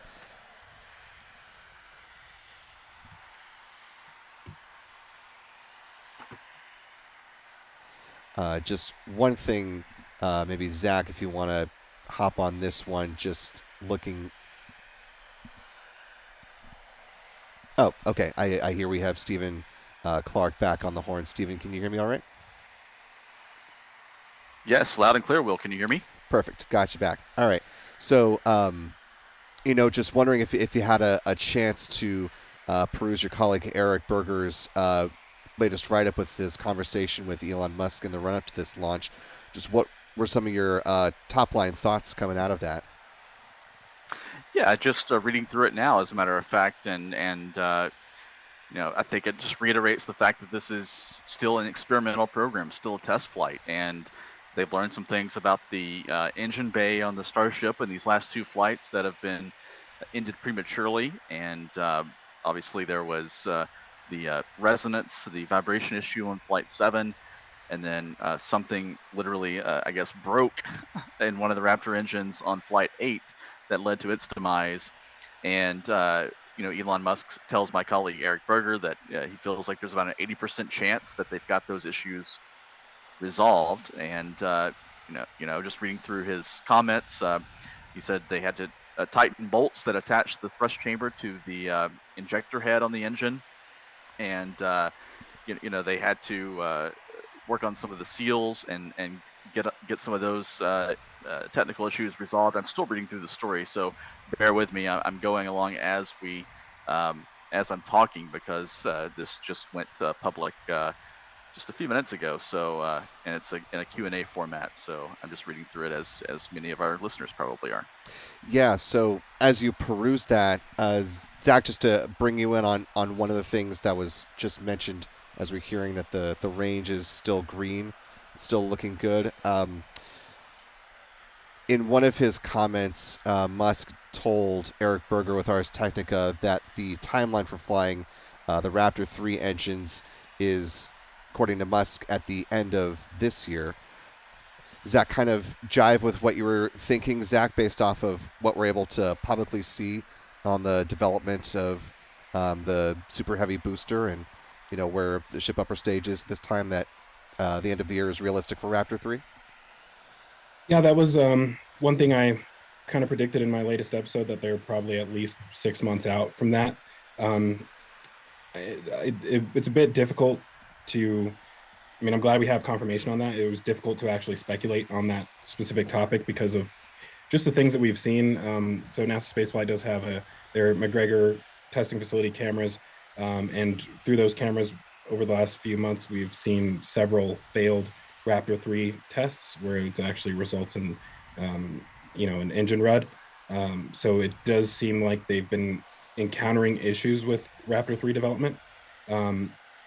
I think that another part of this potentially is related to the issues that they've seen on the latest V2 ships, having to potentially go back and make modifications to those engines to make sure that they don't have that same issue, whatever that issue actually is. So yeah, this also, by saying that Raptor 3 will be available by the end of the year, that also kind of fits with what we're seeing with the first version 3 booster. So right now they're still performing they're preparing to perform the first structural verification tests on the booster, the booster test tank 17, which is currently at Massey's. So they have an upgraded landing tank inside of there. Also, there's a completely new thrust puck and engine mount design on that. So they're in the process of testing that, and also simultaneously stacking the first version 3 booster right now. So based on the timelines that we've seen between initial stacking, cryo testing, static fire testing, and actually launching, it does make sense that that first launch on Pad B and with the version 3 booster and with Raptor 3 will all happen near the end of this year. Well, we are now just less than 3 minutes away from the planned launch of Starship Flight 9, the next big milestone towards getting to those Raptor 3s at the end of the year, if all holds true. At this point, the ship prop load will have wrapped up. We're looking... Actually, with T-minus 2 minutes and 20 seconds now, the ship should be fully loaded with its propellant for today's flight, both on the ship and the upper stage. Again, the SpaceX launch director will make their call on the go for launch coming up here at about T-minus 30 seconds.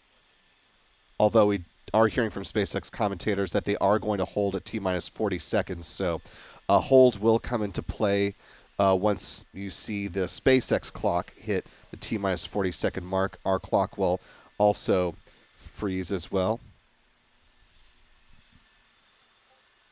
Standing by for some information here.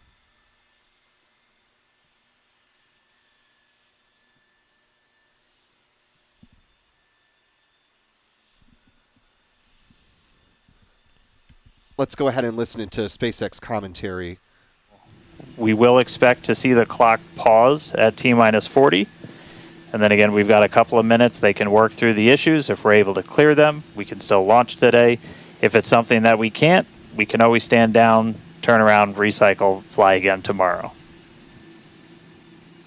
Again, that's really important. This is what terminal count is exactly for, is to be checking the vehicle, monitoring the vehicle systems as it makes its way down to T0.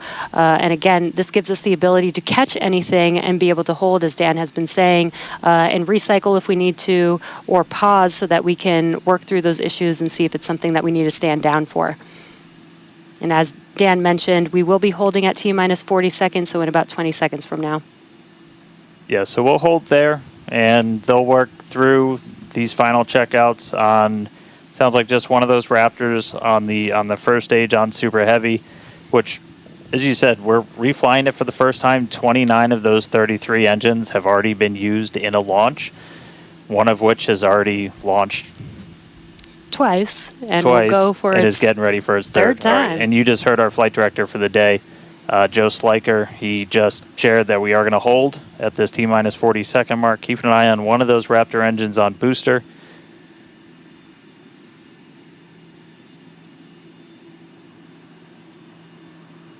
Yeah, it looks like they're holding for just one of those engines. That's interesting. It must be one of the ones that's involved in their planned experiment during the landing maneuver, because I would imagine having one engine unavailable is not enough to normally stop them from initiating the final. And if you're just now jumping in, we are holding still at T-minus 40 seconds.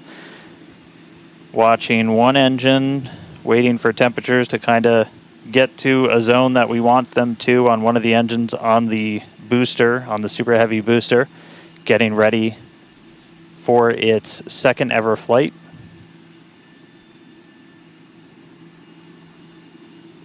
We'll just continue to hold. Again, we can hang out here for several minutes. We held for a while on the first attempt last time and then cleared it, and then we triggered a different issue on the ground side.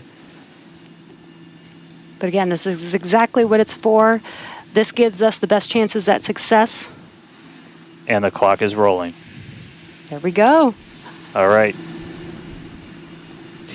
And we do have a resumption of the clock. Now we're less than 30 seconds in real time. To hear the call, the flight director is go for launch.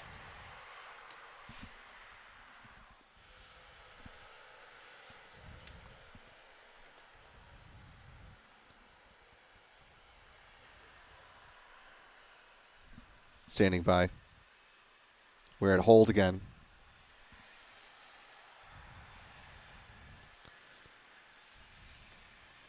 Following the go-ahead for a go for launch, a hold was called once again. You see the clock has pushed back to T-minus 41 seconds.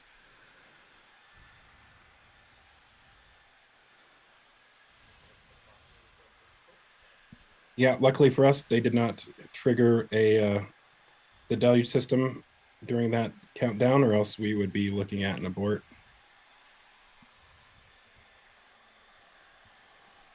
Yeah, that's a really important point there, Zach, since, and correct me if I'm wrong, but it takes at least a day, if not potentially up to 48 hours to make sure that the deluge system is back up to its full levels, right, before it can make another launch attempt if it's triggered. Yeah, for sure. I guess it's a bit of a question whether or not part of the abort sequence also aborts the deluge system, so it may potentially be pre-programmed to just do the full thing that it's expected to do instead of stopping as soon as the abort is triggered. So that would be the big question on, how much water is actually pushed through that system, how long it takes to recycle. So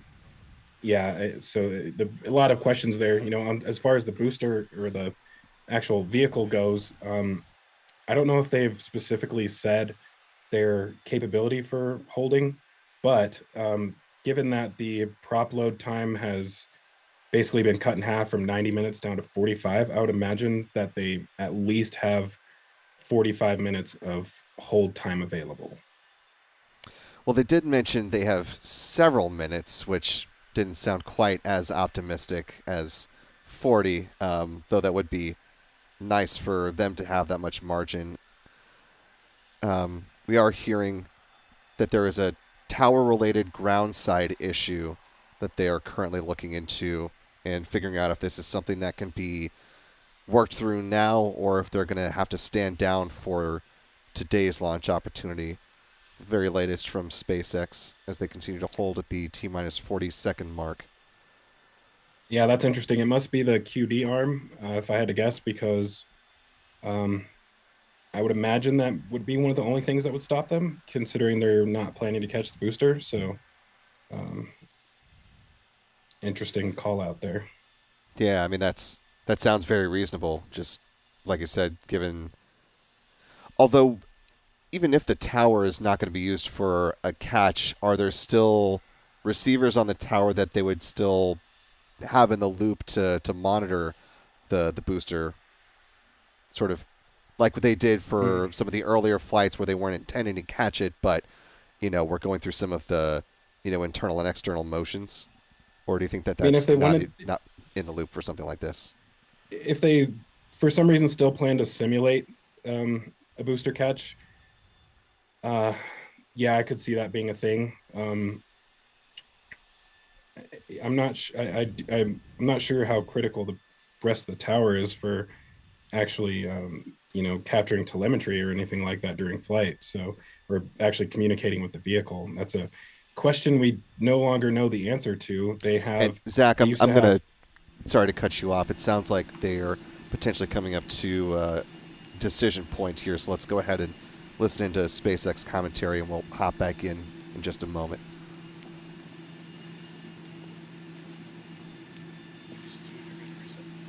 All right, so we are getting to a resolution. We're going to reset everything.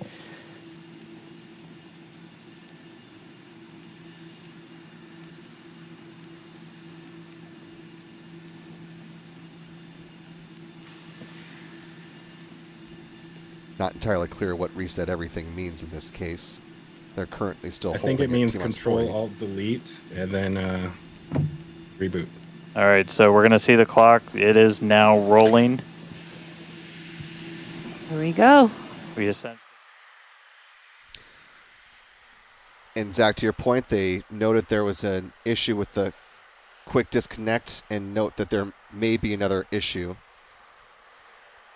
Looks like they're going. The water dealer system is activated. Less than 10 seconds. Engine ignition. And we have movement. Liftoff of Starship on Flight 9. And for just the 9th time, the full Starship integrated stack has cleared the tower.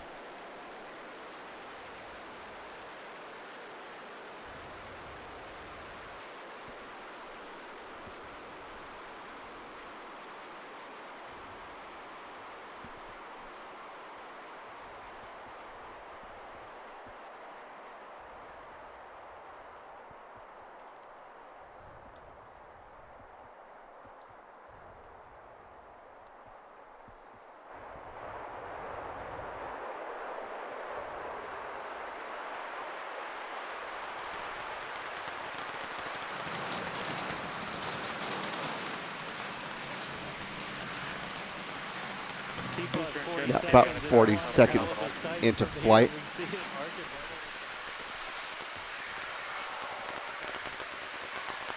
All 333 Raptor engines have ignited at this point. Vehicle's about to pass through max Q, the point of greatest aerodynamic pressure.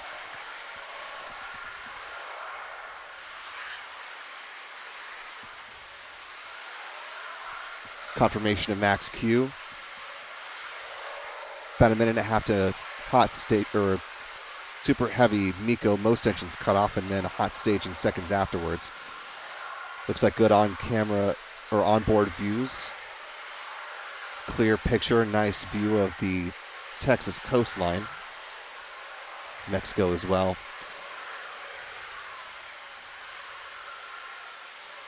This is the first flight of a reused Super Heavy booster with 29 of those 33 Raptor engines flying once again.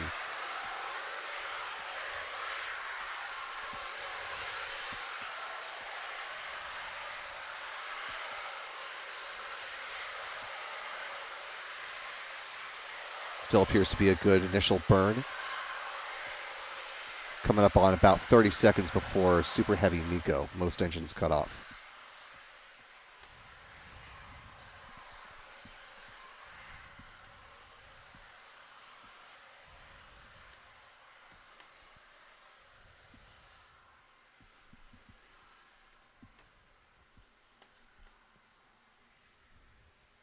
And we've got staging in real time. Separation.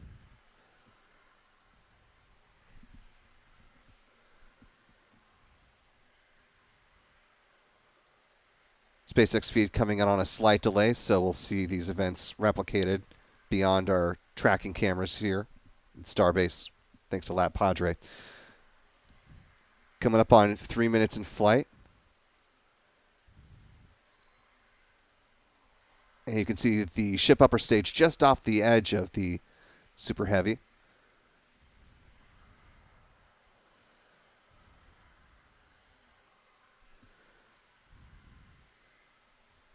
Boost back burn still in play.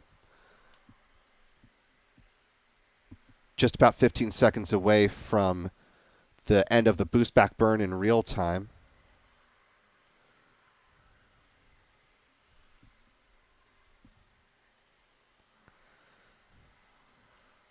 Again, for those who may just be joining in for the first time in this broadcast, the Super Heavy booster will not be attempted to be caught by the tower.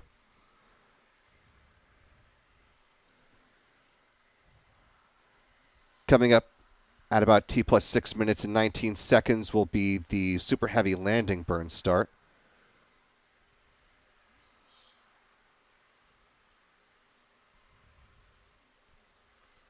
Seeing some good views from the ship upper stage S-35.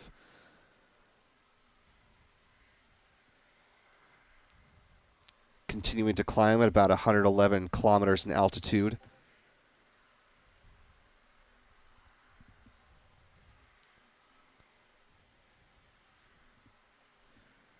We're a little less than 2 minutes to the start of the Super Heavy landing burn here.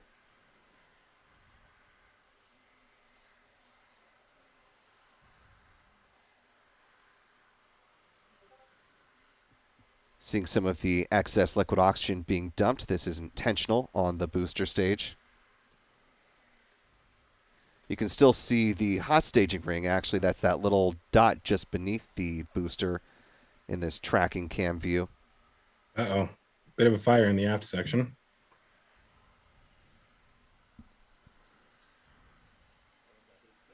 That is no Oh, bueno. yeah, I can see a little bit of irregularity. That could be the nitrogen purge system, though.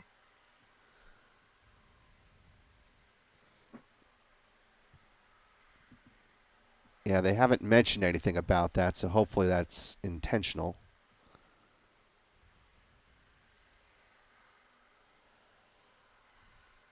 Coming up on 5.5 minutes into flight. It is burning blue, I'll note. Yes. Yeah. Of course, the sun angle isn't helping with getting good visibility on that.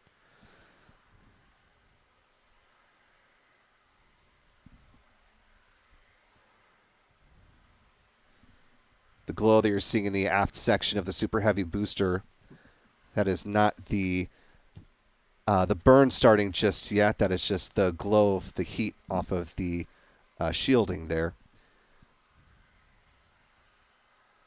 Coming up on the start of the landing burn in real time.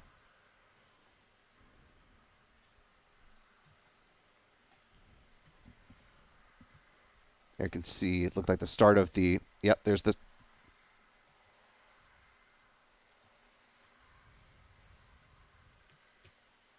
it looks like they lost the booster during the start of the landing burn, which was not intention. That was not the intention.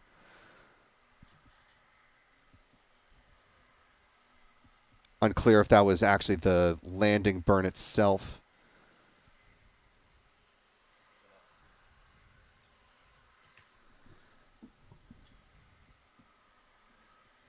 So while they were not intending to recover the booster, they also were not intending to lose it during the landing burn. So that'll be something that SpaceX will be looking at. Coming up now on about 7 minutes, 15 seconds into the flight of the ship upper stage. We'll see if they get through this point. The last two flights, they were unable to get through the conclusion, the intended conclusion of the upper stage engine burn. Now, a nominal ship engine cutoff is expected at about T plus 8 minutes and 56 seconds. So just a little more than a minute from now.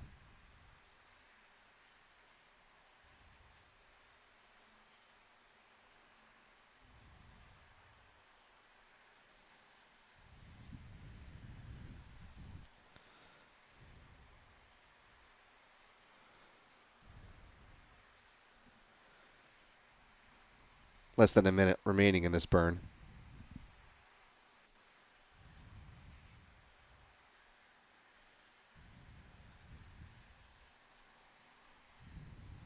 Got more fire appearing on the right side. And the RVAC nozzle is getting pretty hot. I did just see some lateral motion, it looked like, in the ship. Like it was yawing a bit. It's hard to tell for sure. Yeah, interesting that they don't have the previously used ship orientation. Oh, there it goes. All right, there. Yeah, look at that glow. The Raptors, or the Raptor vacuum engines have shut down.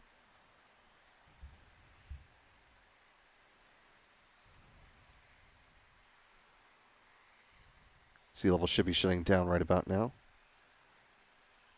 Confirmation of ship engine cutoff by SpaceX. And this is already farther than they were able to get with flights 7 and 8. So, really important milestone for the Starship program to get to this point now.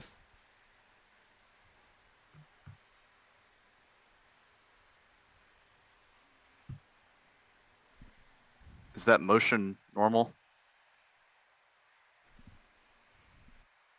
A bit difficult to tell. It did seem a little bit more than I would have expected.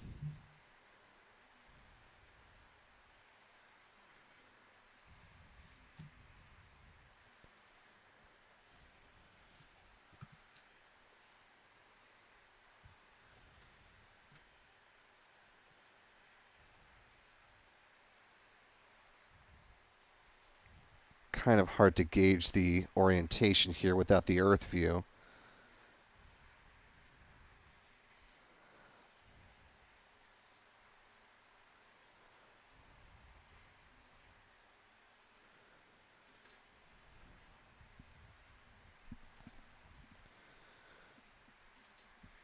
Now about 10.5 minutes into the flight, assuming all continues to go as SpaceX intends, we're coming up on the payload deployment demonstration, which would be the first time that Starship would deploy any kind of payload. It's got 8 dummy Starlinks on board. You can see actually the door that is right there in the middle of the ship that is being reflected on by the sun from this angle.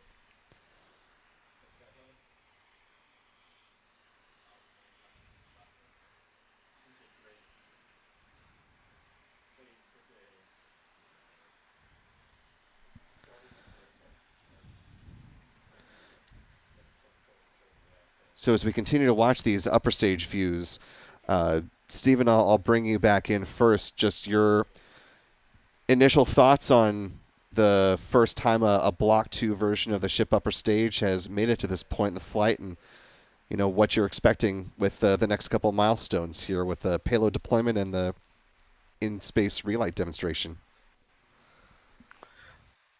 Well, certainly they got farther than they did on flight 7 or 8, so we're not going to be worried about any debris falling over Turks and Caicos this time, which is always a good thing. all the discussion about the air traffic disruptions, not an issue with this flight. We'll see what happens next. I'm a little concerned about the motion we're seeing on the ship. Seems to be moving around a lot more than I recall on the previous flights. Looks like that's a beautiful shot there over the Bahamas now, out over the Atlantic Ocean, but not sure what to make of this motion, if it's part of a normal process to maybe, thermally stabilize the vehicle, like a barbecue roll, like we see a lot of rockets do to make sure all sides of the vehicle are roughly at equal temperatures. That may be what we're seeing here, but we'll see in the next few minutes if SpaceX moves forward with their next test, which is the Starlink replica or Starlink mock-up deploy test.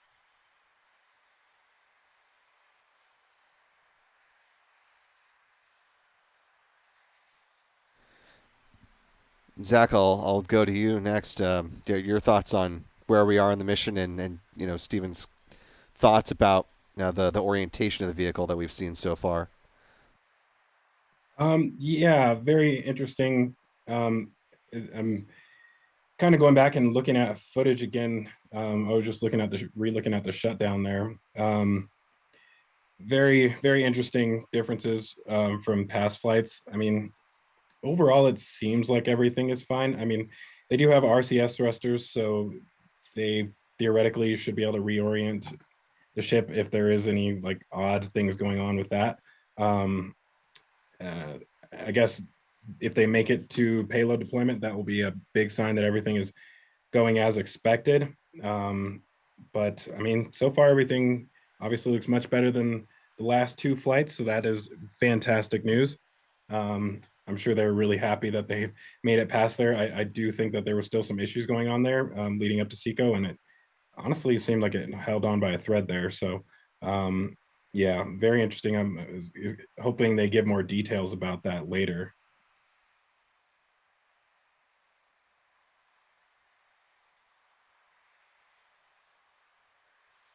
Yeah, certainly hoping they flesh out some of those details, as we're now just about 4 minutes away from the payload deployment demonstration. So we'll be watching for the opening of the door as they get ready for that milestone.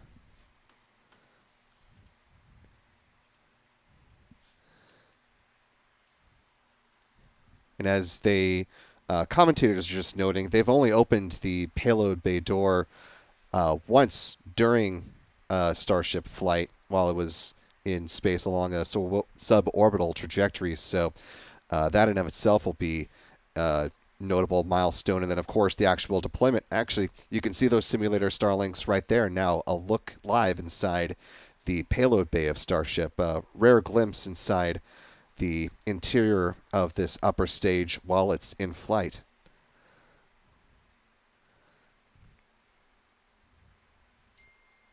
Zach, I know obviously you take a very close look at all the opportunities we get for details like that. Brief though it was, did anything jump out at you just there? Not quite. I do need to go back and review a few things. I'm like, mine's all over the place at the moment. And then I get distracted by these views of the payload bay, which are pretty awesome right here. Nice up close. And I wonder if this is a camera on one of the actual Starlink simulators, because if so, that is going to be pretty amazing if we actually get to see that from the view of the Starlink when it deploys. This may actually be the first one, the lowest one on the rack, which means it'll be looking back at the others. Well, SpaceX certainly loves to make its renders a reality. So, we've seen the animation of a deployment of Starlink satellites, the actual version 3s. So that'd be pretty nifty if that actually were to come to pass with one of these simulator Starlink satellites. Coming up on just a couple minutes before that milestone comes up, said to happen in about T plus 18 minutes and 26 seconds. So we should see the payload bay door opening here in the next probably about a minute or so in preparation for that. Yeah, and just looking back again, I think that camera was actually on the wall of the payload section, even though it looked like it was on the one of the Starlinks. I don't think it is. So that would be quite the feat, honestly, to pull that off, because you would need some sort of system communication from the dummy Starlinks back to the ship. So I'm not necessarily expecting to see that, although it would be cool. Yeah, and as captured by LabPadre through its great 24/7 live cameras on YouTube, we did get to see views of these simulator Starlinks being loaded on, and they seem pretty basic. So while it would be nice to see them have some kind of camera capability to capture it floating in real time, I would also be shocked to see that happen. Did hear comments that they were unable to open the door all the way.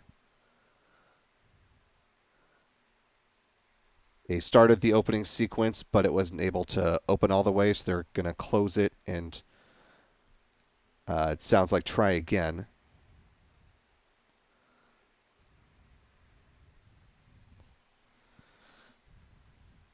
Now, the next milestone in this mission is the in-space relight demo of one of the Raptors on the ship upper stage, so unclear exactly how long they have to fiddle with this, how much margin they have with this part of the mission before they move on ahead.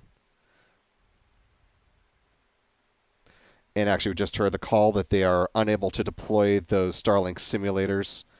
They have made the call that they're going to be moving on.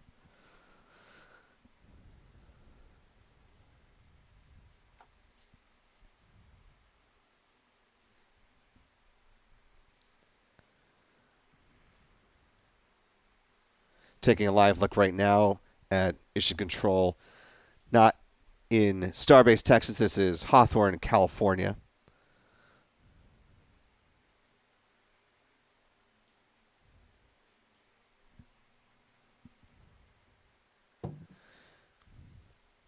Looking back inside the payload bay here, as again, for those who may just be joining us now with the joint live coverage between LabPadre and Spaceflight Now, Starship was able to successfully launch from Pad A down at Starbase, Texas.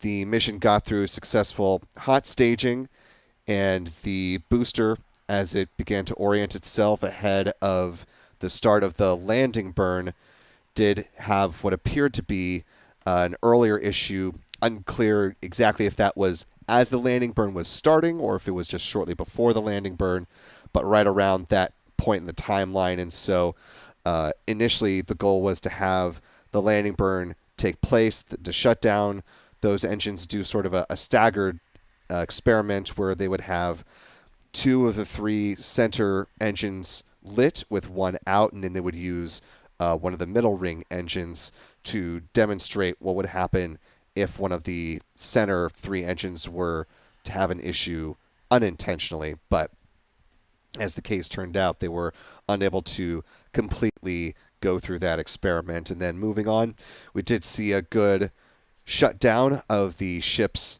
engines, both the sea level and vacuum Raptors. Those had a successful staggered shutdown. Did appear that there was a bit more movement than may have been initially anticipated, but it looks like things got sorted out, and so they had entered into a good coast phase with Ship 35 at this point in time. And most recently, as we just saw them attempt, was trying to get the door open in order to deploy the simulator Starlink satellites, which were going to be following the same suborbital trajectory as the ship upper stage, and therefore we're not going to enter into an orbital plane of existence, but rather would be falling into the Indian Ocean, same as the ship upper stage as well. So coming up next, as we're just about 21 and a half minutes into Starship Flight 9, we're looking forward to the Raptor in-space relight demo, which will be an important continuing demonstration of the Block 2 of the ship upper stage. That'll be important for future missions when SpaceX will need to perform additional burns in space, as well as performing a deorbit burn eventually, will be greatly key. Following the in-space relight demo, about 10 minutes after that, the ship upper stage will begin its re-entry sequence at about T plus 47 minutes and 50 seconds, and then the ship will target a splashdown in the Indian Ocean about 1 hour and 6.5 minutes, I should say, post liftoff. So, a number of important successes so far on this mission, a couple of hiccups along the way. Not entirely unexpected, as this is an iterative program, and as SpaceX, likes to lean upon the fact that they don't need everything to go right in any given mission. They just need to continue making progress as they roll out future versions, both on paper and in hardware, for the Starship program. Before we bring our guests back in, do want to thank a few folks for your support of our live coverage here. Really appreciate you being with us for Starship Flight 9.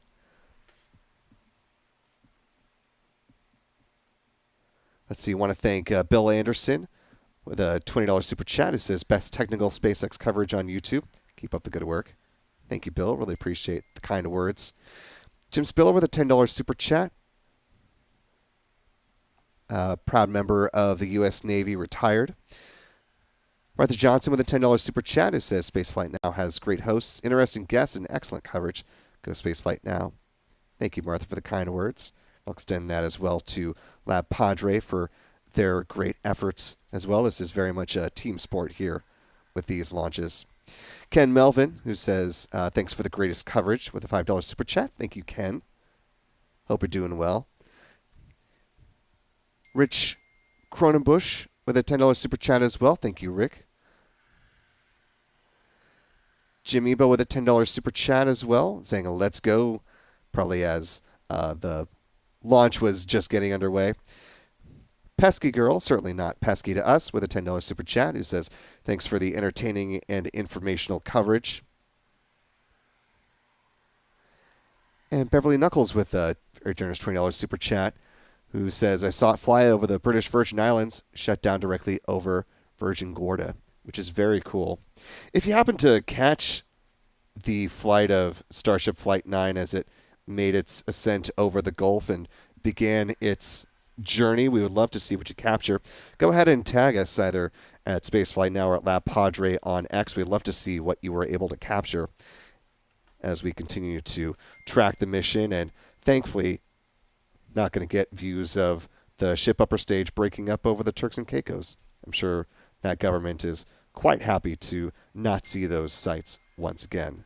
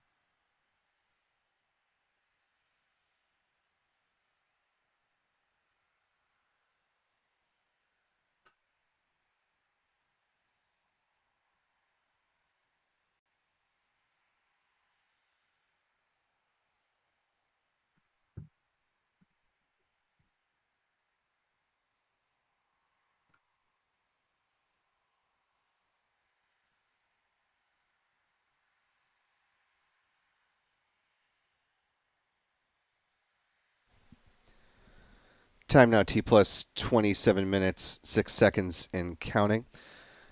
At this point, we're just about 10 minutes away from that in-space relight demonstration mission. Stephen, bringing you back into the conversation here as we're awaiting that next milestone. You know, perhaps this is because Elon Musk will be giving a talk coming up in presumably the next hour or so. But just your thoughts, just looking back on the SpaceX broadcast, thought it notable that basically during the other previous 8 missions, there were some notable either announcements or you know, sort of key discussions about some of the milestones that have been made with the Starship program and some of the other things surrounding that, which seem to be quite notably absent from this broadcast. Do you think they're intentionally holding back right now because Musk is going to be making some announcements later on, or is that something we just shouldn't read too much into at this point? Yeah, I don't know, Will. I wouldn't read a lot into it. You know, if Elon in his talk this evening doesn't go into any of that, then maybe that'll be the time to try to take a lesson from, you know, what SpaceX is not saying. Well, as I recall, on previous broadcasts, they shared milestones like some of the training or some of the reviews they've done for HLS, Human Landing System for Artemis, right? Sorry to cut you off, Stephen. I know I asked the question and then I'm pivoting right now. But speaking of what they're not saying, just noticing the telemetry icon of the ship upper stage in the lower right-hand corner of the screen here, doing quite a bit more oscillating than I would have expected at this stage in flight, tilting very dramatically in a downward fashion and then back up again. I don't believe we saw that in the previous flights where all was going swimmingly with ship upper stage, right? This seems odd to me. No, that's a good point, Will. And Yeah. now we're seeing a live view from the vehicle. Over, it's in a night pass now, so we're not seeing a lot of detail.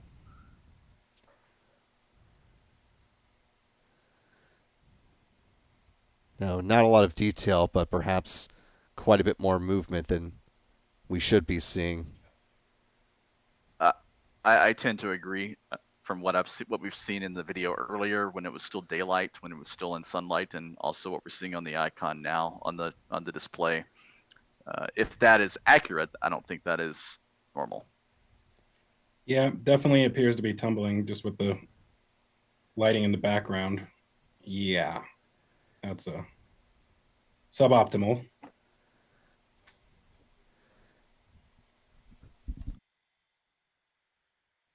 So, according to the timeline, we should be about less than 7 minutes away from the relight demonstration. I can't imagine if it's tumbling as it appears to be that they would be able to do that.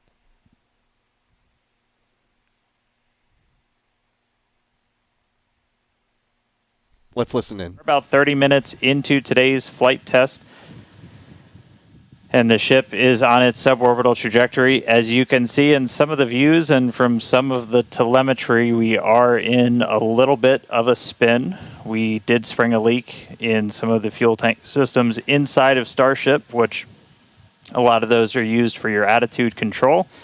And so at this point, we've essentially lost our attitude control with Starship. We are still on a path toward re-entry. We are suborbital, so no matter what, we are going to enter. However, this lowers the chances for it to be a controlled re-entry. So if you think back to Flight 3, when we had something similar happen, just the end symptom of a loss of attitude control, we were in a roll by the time we hit re-entry. So we are going to re-enter. We should hopefully still have views. The Starlink satellites are pretty robust to still maintaining contact. We've got 4 of those terminals on the vehicle, and they're pretty robust to maintaining contact even when we are in a spin, essentially. So we should hopefully continue to keep live views. It's going to still be dark until we get a little bit closer to entry, as we are a little bit, we're coming up on Africa. I believe we do swing just to the south of that continent. And by the time we start heading out over the Indian Ocean, we'll start heading into a sunrise. So Not looking great with a lot of our on-orbit objectives for today, where we were hoping to do the PES deploy and relight an engine, and then really importantly get into that controlled entry to really put the heat shield through the ringer. Nonetheless, Starship marching forward towards that re-entry over the Indian Ocean, so we'll continue to hang with it and give you any updates as things continue to change.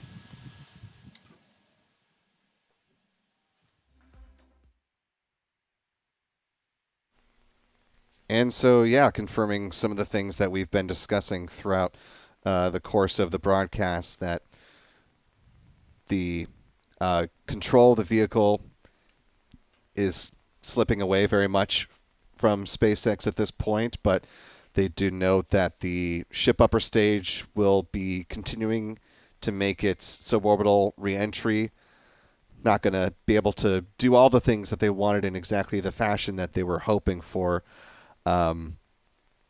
Steven, starting with you on this latest development with ship as we continue to see it spin, and this would be a great computer background if it weren't a tumbling, Block 3, which is, not striking out in the same way that the last two have, but this is yet another,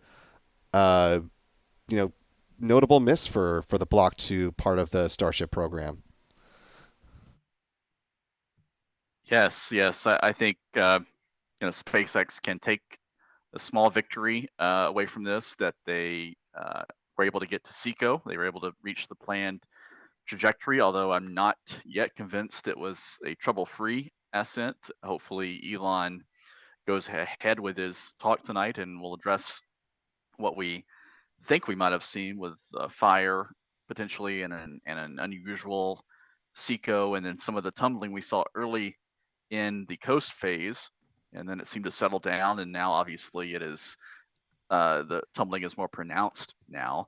So that's it's a step forward, but I think at this point on Flight 9 for Starship, most people at SpaceX would want to be farther along, and getting data on what Elon says is the most important thing, which is the heat shield, to make sure it is robust and rapidly reusable, which is what version 2 of Starship is all about. Is one of the big changes is in the heat shield on the ship, and we'll have to wait once again, probably a couple of months at least, for another flight, maybe longer. We'll see, before engineers have that data in hand.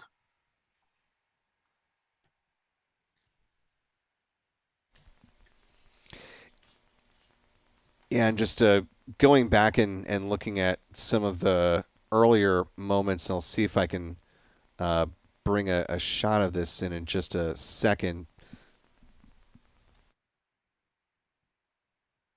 Want to go back and look at the interior of the payload bay as we were looking inside ahead of, at that point, the planned deployment of the simulator Starlinks.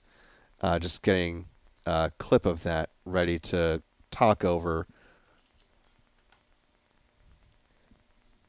But I have to imagine that we were all seeing that and thinking that it seemed quite odd. And Steven, I start with you. I just wanted to see if you can speak to that little piece of the pie as we were, seeing some of the pieces of this mission dematerialize in a way that SpaceX was not hoping for. If you could address just the particulate that really happened to be building up.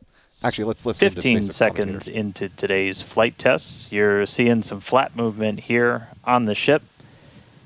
If you've been following along, we have essentially lost attitude control on the ship at this point. It is suborbital, so it's still headed to the exact same trajectory as before. We were not able to get that payload door open and deploy those nose cones. We've been dealing with some leaks on the ship. This is also what led to that loss of attitude control. So at this point, we are kind of in a spin, and we are also going to be skipping that Raptor relight. If you've followed through the history of Starship, this something similar happened, different cause, but same symptom back on Flight 3, where we weren't able to maintain attitude control in orbit. And so we're going to skip the relight of that Raptor engine while we're in space. We are going to still proceed with entry, but as we are not able to control the attitude of the ship, as we get into entry, it will enter in whatever orientation it is in at the time, which does not bode well for the ship's heat shield, as we're not going to be essentially aligned the way that we want to do for reentry. So it is definitely coming down. It is definitely heading to the Indian Ocean, but our chances of making it all the way down are pretty slim. So we'll still get as much data as we can. We're still getting live telemetry, live views from Starlink the entire time, and we'll continue to stick with ship as it continues on. We are about 10 minutes away or so until we start getting into entry, and the light will start to pick up as we cross the Indian Ocean, and we'll start to see a little bit more daylight, and we'll, as always, as long as we maintain that comm link, get some plasma on the way in and start to bring the Starship back through the Earth's atmosphere. So that coming up in about 10 minutes or so. So we'll check back in with everybody in a little bit.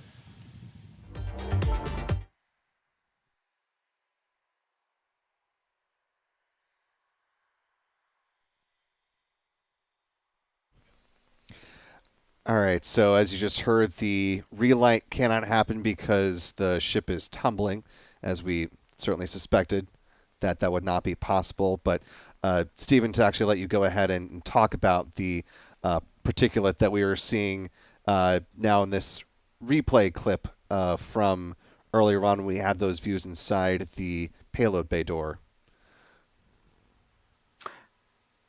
Yeah, well, I don't know for sure what that is. It could be ice, it could be dust particles. It's really hard to tell from just one camera view.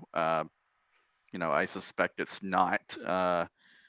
These are not parts or pieces that were inadvertently left behind inside the ship by the technicians. But yeah, it looks like snowflakes there. So possibly ice from the propellant tanks. Interested if Zach has any thoughts on what exactly that is. I don't think I'm it's not sure. anything.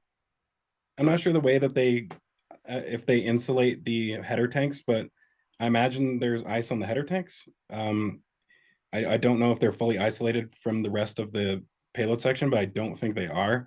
So that could just be ice from the actual header tanks. And you can actually see the forward dome down there, and there is no ice on the forward dome. So that could have been left over from the phase of flight where there was ice on the dome, and as the autogenous pressurization system is actually injecting gas back into the top of the dome, so it would thaw out rather quickly. But that ice could have been, broken free during the actual boost phase of flight or during ignition. So yeah, fairly interesting. It definitely does look like ice though, instead of like actual debris of another kind. Yeah, I agree. I agree, Zach, and it'll be I'll be interested to see on version 3 once these things actually start flying real satellites, real payloads. I guess that's something they'll have to address to make sure that there's no way that any frost or ice from those header tanks can get down into the payload compartment.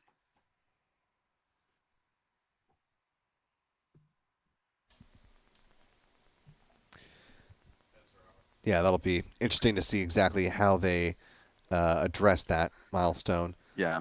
It's just That's still a few flights away, though. We don't have to worry about that for a little bit because SpaceX has some other issues to work out, it seems. Yeah. It was just taking a quick glance at Elon Musk's X account to see if there was any indication on whether or not he may be still planning to move forward with the talk in about 40 minutes or so. This mission obviously will be in the books at that point. I mean, the nominal timeline for splashdown was 1 hour and 6 minutes and 38 seconds. So we'll see with this aggressive tumbling that is put on display. If all continues to progress at this point, well, that's a fascinating angle. They're coming up on 100 kilometers, so reentry is momentarily. Yeah, and certainly not orienting the heat shield tiles as they would want. The light show start as Starship is getting closer to its reentry. If you're just tuning in, we were able to successfully make it to orbit. Run into a couple of issues as we've coasted to our entry point over the Indian Ocean.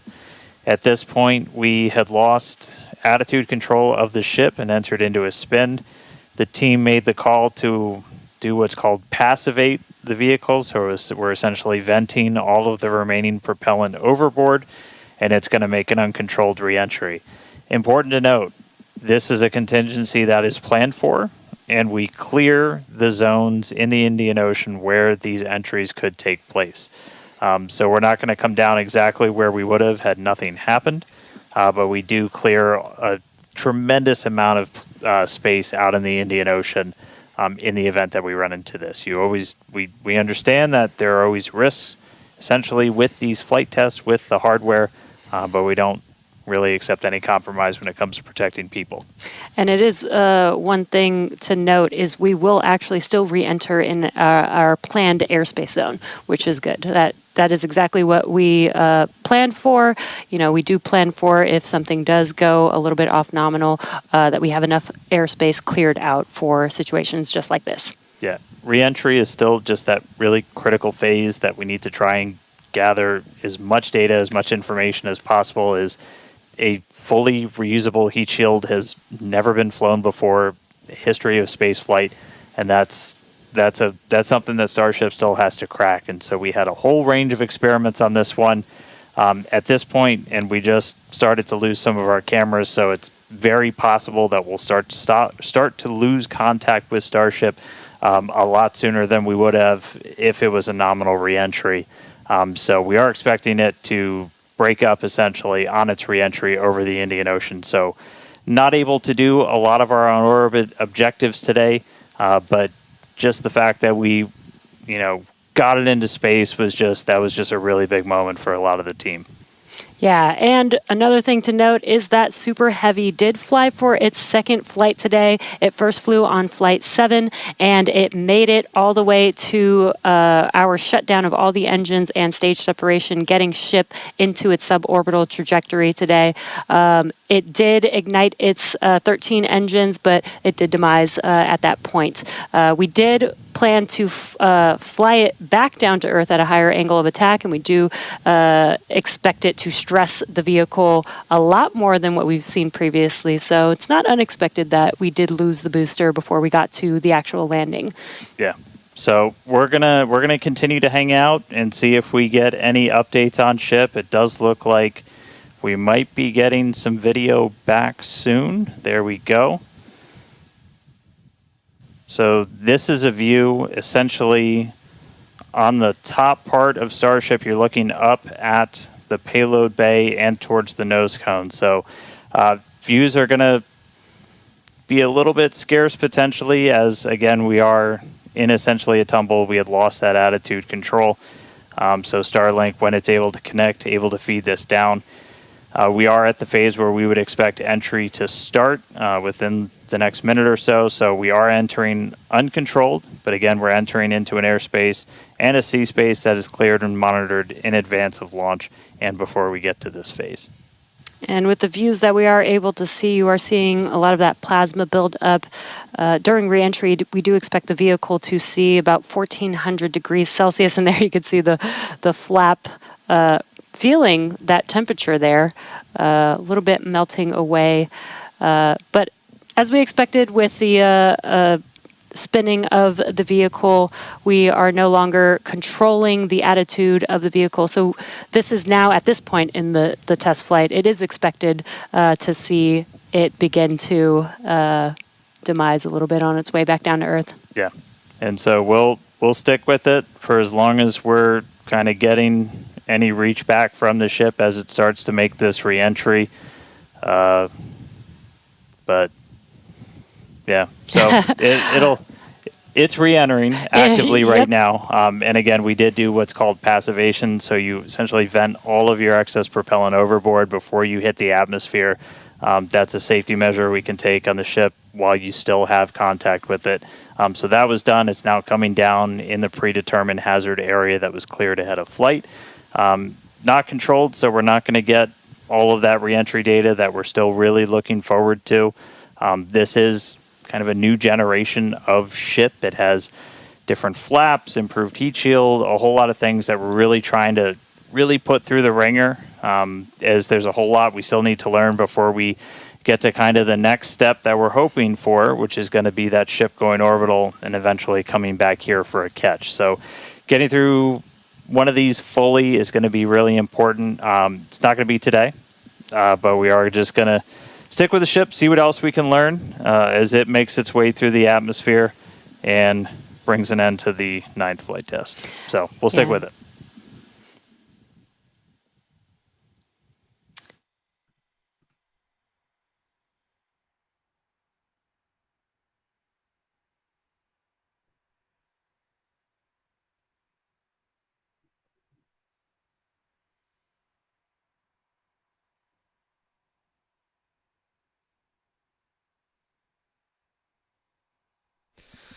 And as you have been hearing from SpaceX commentators, obviously falling short of the milestones that they were hoping to capture with this mission, but going to be continue to track it as the ship continues to re-enter.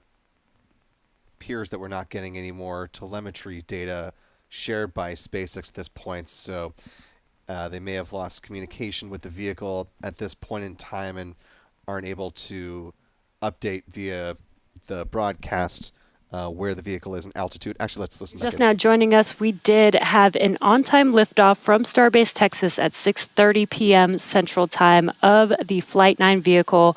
We did have some incredibly stressing objectives today.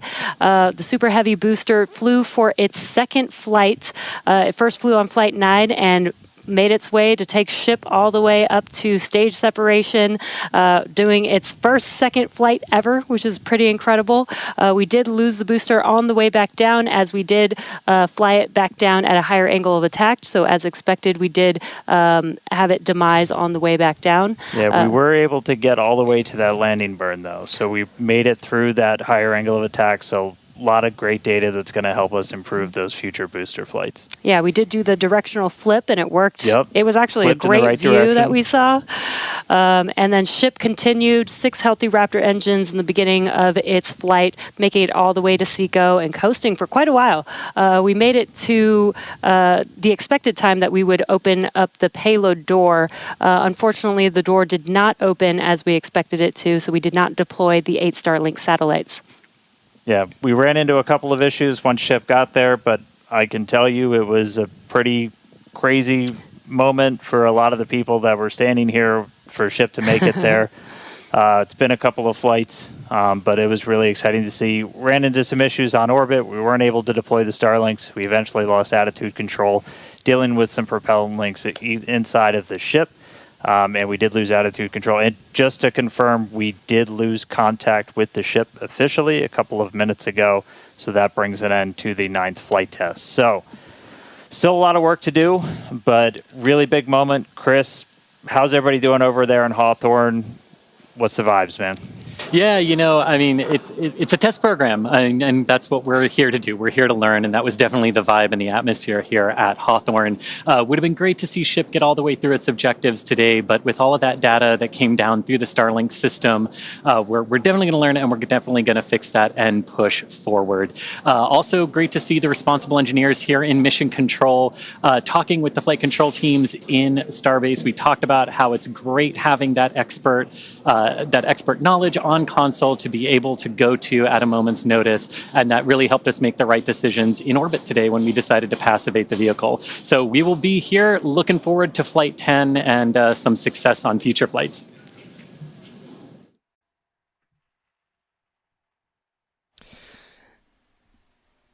And And as it appears, SpaceX is getting ready to wrap up its coverage of Starship Flight 9. We'll keep an eye on it out of the corner of our eye, but it does seem as though things are wrapping up. So I want to go ahead and bring our guests back in to get your guys' final thoughts on, what we saw and, your prognosis of what this will mean for the Starship program moving forward. Zach of CSI Starbase, your final thoughts on Starship Flight 9, what happened and what didn't happen? So, I mean, hate to just jump right into the speculation, but I guess that's what we're doing here. So, I mean, it seems like the solutions that they put in for trying to get the ship to SECO worked to the point where it actually successfully did reach SECO. However, we all observed those issues leading up to that moment of engine shutdown. So it seems like it improved the performance a little bit, but didn't necessarily resolve the issue. So, that is something that I suppose is to be expected. I guess that really depends on what the actual issue was. So again, just staying on the same speculation I've been doing for the last month. If this is a harmonics related issue, which again, they said it was not for Flight 8, solving something like that could require multiple attempts. So I mean, sad to see, but the good news is they're clearly making progress. So I think this on Flight 10, we should probably expect to see even more progress. I am extremely interested to hear about what happened with the booster. I think that was definitely something that we may have been also potentially expecting a possibility of this happening, given that most of those engines, as far as we know, were also reflown on Flight 5. So, those engines experienced a lot of warping during reentry. And again, they did again the second time during reentry as well. So it obviously seemed to not be too big of an issue during the ascent phase, but after putting that same stress on those engine nozzles again, I do wonder if that led to a rut of one of the center engines, because when we do see them lift the booster off of the launch mount after recovery, you can definitely tell that some of those engine nozzles are warped. So this is one of those things that I was wondering if would possibly become a problem. So we'll have to wait to see if they identify that as an issue, and that'll be interesting if it's just an inherent problem with those Raptors experiencing that kind of I guess damage multiple times in a row, if that is something that will be very hard for them to address in the future. And maybe it's possible that this is already being addressed on Raptor 3. But again, if it's the nozzles, I imagine there's maybe not too much difference between the nozzles on Raptor 2 and Raptor 3. So, this could be a challenge for them in the future. I mean, they have managed to obviously do this. What was the record? 28 times the Falcon 9. The reentry profile is a bit different. I don't think the aft section of Falcon 9 experiences the same heating during the landing phase as Superheavy does. So it may be a unknown territory that they're experiencing for the first time in the program. So it will be interesting to see how they address this. I really hope we get more information on that specifically. Well, thank you again so much, Zach. And of course, for folks out there, if you'd like to continue to follow Zach's great work over at CSI Starbase, you can find him right here on YouTube at just searching CSI Starbase, or you can find him on X as well. Zach, thanks so much for joining us, man. Really appreciate you being with us for Flight 9. Yeah, of course. And just be on the lookout. Do have some more videos on the way. I was originally working on a 3-part series, which is now turned into a 5-part series about Stage 0. So probably be covering the Massey's Flame Trench next, followed by the Pad B Flame Trench, and then Pad B launch mount after that. So should be a fun series of episodes coming up. Looking forward to it. Thanks again. Yeah, thanks for having me on. And Stephen Clark, space reporter at Ars Technica, bringing you in for your final thoughts on Starship Flight 9. As we just were talking about with Zach, obviously made some progress with the ship upper stage, but ran into some really key hiccups that they're going to have to drill down into now. Yes, indeed, Will. I'll echo a lot of what Zach said. I'm really interested to hear what the data said or data indicated late in the ascent burn on the ship when we were seeing what looked to be a fire. Was that what we were really seeing? Did it make it to SECO and its planned trajectory just barely, so to speak, or was it a problem-free ascent and we just didn't know what we were looking at, in the sense of there were some changes with a purge and some other changes that engineers made for this flight. So we would expect some differences in what we were seeing from previous Starship flights, but didn't look to me that it was entirely problem-free. So again, they may have patched up some of the leaks or the symptoms of the problem, but may not have solved the fundamental issue, whether it's the harmonics, vibrations, or something else. However, I think that the outcome of this flight really ratchets up the importance and anticipation for Raptor 3 and the version 3 of Starship. That's the vehicle that SpaceX has designed and is going to be relying on to do missions with the Starship, whether it's deploying Starlink satellites, refueling in low Earth orbit, going to the moon, Mars, and doing other types of missions down the road. And if version 3 comes along and it works swimmingly without a problem, version 3 will just be a bump on the road in the story of Starship. So my colleague Eric Berger at Ars Technica had a chance to chat with Elon Musk for a few minutes this afternoon, and he mentioned Raptor 3, the upgraded engine that supposedly, according to SpaceX, it will include permanent fixes to these issues that have been causing these setbacks for Starship in the last few months.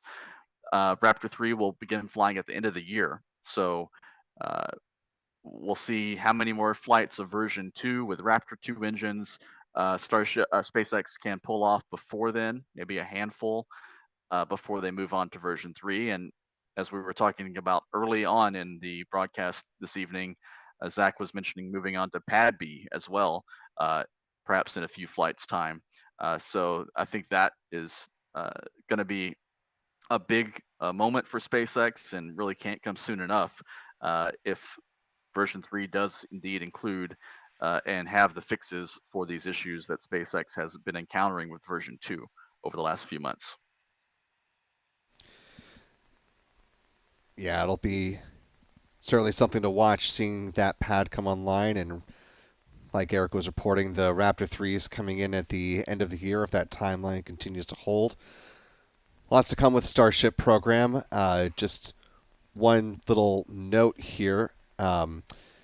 Does appear as though SpaceX has taken down the page that was keying up the To Make Life Multiplanetary talk with Elon Musk. So it's not entirely clear if that talk is still going to be happening tonight or if plans have changed in that direction. We'll, of course, keep tabs on that and bring that to you if it does, in fact, happen. But, Stephen, thanks so much for joining us for Starship Flight 9. Look forward to talking with you again in the near future. Yes, thanks for having me. And, of course, folks can follow Stephen and Eric's work over at Ars Technica by just simply going to the Ars Technica website, arstechnica.com/space. You can find all of their articles there. You can also follow him also on X, simply at Stephen Clark 1. Want to go to a couple of comments that we got from SpaceX within the last few minutes here. Just making a couple of remarks in the aftermath of this mission. We'll go to this first tweet here coming in about 7 minutes or so ago. read it verbatim for those who may not be watching the screen or have the ability to watch right now. SpaceX says, and I quote, "First reflight of a Super Heavy booster. Today's test objectives were designed to intentionally push Super Heavy to the limits, giving us real-world data about its performance that will directly feed into the making next-generation booster even more capable. As it is standard for every test, the area in the Gulf containing the booster's flight path was cleared prior to launch." And of course, being a reference to the Super Heavy booster not being able to complete its planned landing burn in the manner that it was intending. Finally, the most recent update from SpaceX, they say, quote, "As if the flight test was not exciting enough, Starship experienced a rapid unscheduled disassembly. Teams will continue to review data and work toward our next flight test. With a test like this, success comes from what we learn, and today's test will help us improve Starship's reliability as SpaceX seeks to make life multiplanetary." End quote. And as I just mentioned, given that it does appear that SpaceX has taken down the page indicating the talk from Elon Musk, we're likely, well, let me not jump ahead of my skis here. There's a chance that he may not be making the talk tonight, which most recently was scheduled for 9 p.m. Eastern. So about 20 minutes from now, it's still potentially could be happening later. They just said after Starship Flight 9, and SpaceX didn't announce the 9 p.m. Eastern start time, but that was when their live stream was scheduled to begin. As we take one last look back here at the tower there at Pad A, we'll have to wait and see how long it'll take before SpaceX is ready to come back again for Starship Flight 10. We'll see what the FAA says about this flight as the ship upper stage sounds like we'll be making a splashdown in the Indian Ocean, though not exactly where SpaceX had wanted to put it, but was along their intended flight path by the words of the SpaceX commentators. And so we'll see if this has once again triggered another mishap investigation and what the timeline will be like for SpaceX to get back to the pad with this mission. One other note about Starship Flight 8, while a public safety determination was made to allow Starship Flight 9 to go forward, the full mishap investigation into the issues on Flight 8, according to the FAA, are still in work. So we'll also be looking out for a resolution to that mishap investigation in the weeks and potentially months to come. Of course, SpaceX isn't done with their rapid launch schedule, launching from Vandenberg this morning, from Starbase this evening, and tomorrow morning, as we're looking out at Historic Launch Complex 39A, you can see the Falcon 9 still in the horizontal position as SpaceX is preparing to launch its upcoming batch of Starlink V2 mini satellites. That'll be Starlink 10-32 with launch time currently scheduled for 9:30 a.m. Eastern, 13:30 UTC for our friends around the world.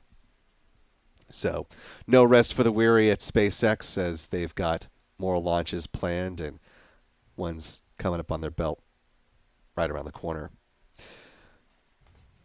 As we're winding down our coverage, I want to give a big thank you to, first off, all of our wonderful moderators, both for Spaceflight Now and for LabPadre, who have been working hard in the live chat to help keep these environments good and sociable for people to pop in, give their thoughts and opinions on Flight 9 and other happenings in the realm of space and spaceflight.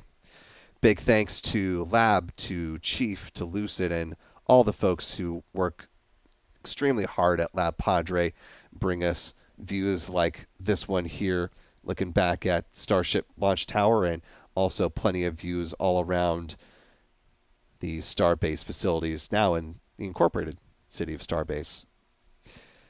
Want to also thank our Spaceflight Now editor, Stephen Young, for running some of the technical operations of this side of the broadcast. Thankfully, the X stream was less combative than it was for Starlink 17-1 out of Vandenberg, so thank goodness for that.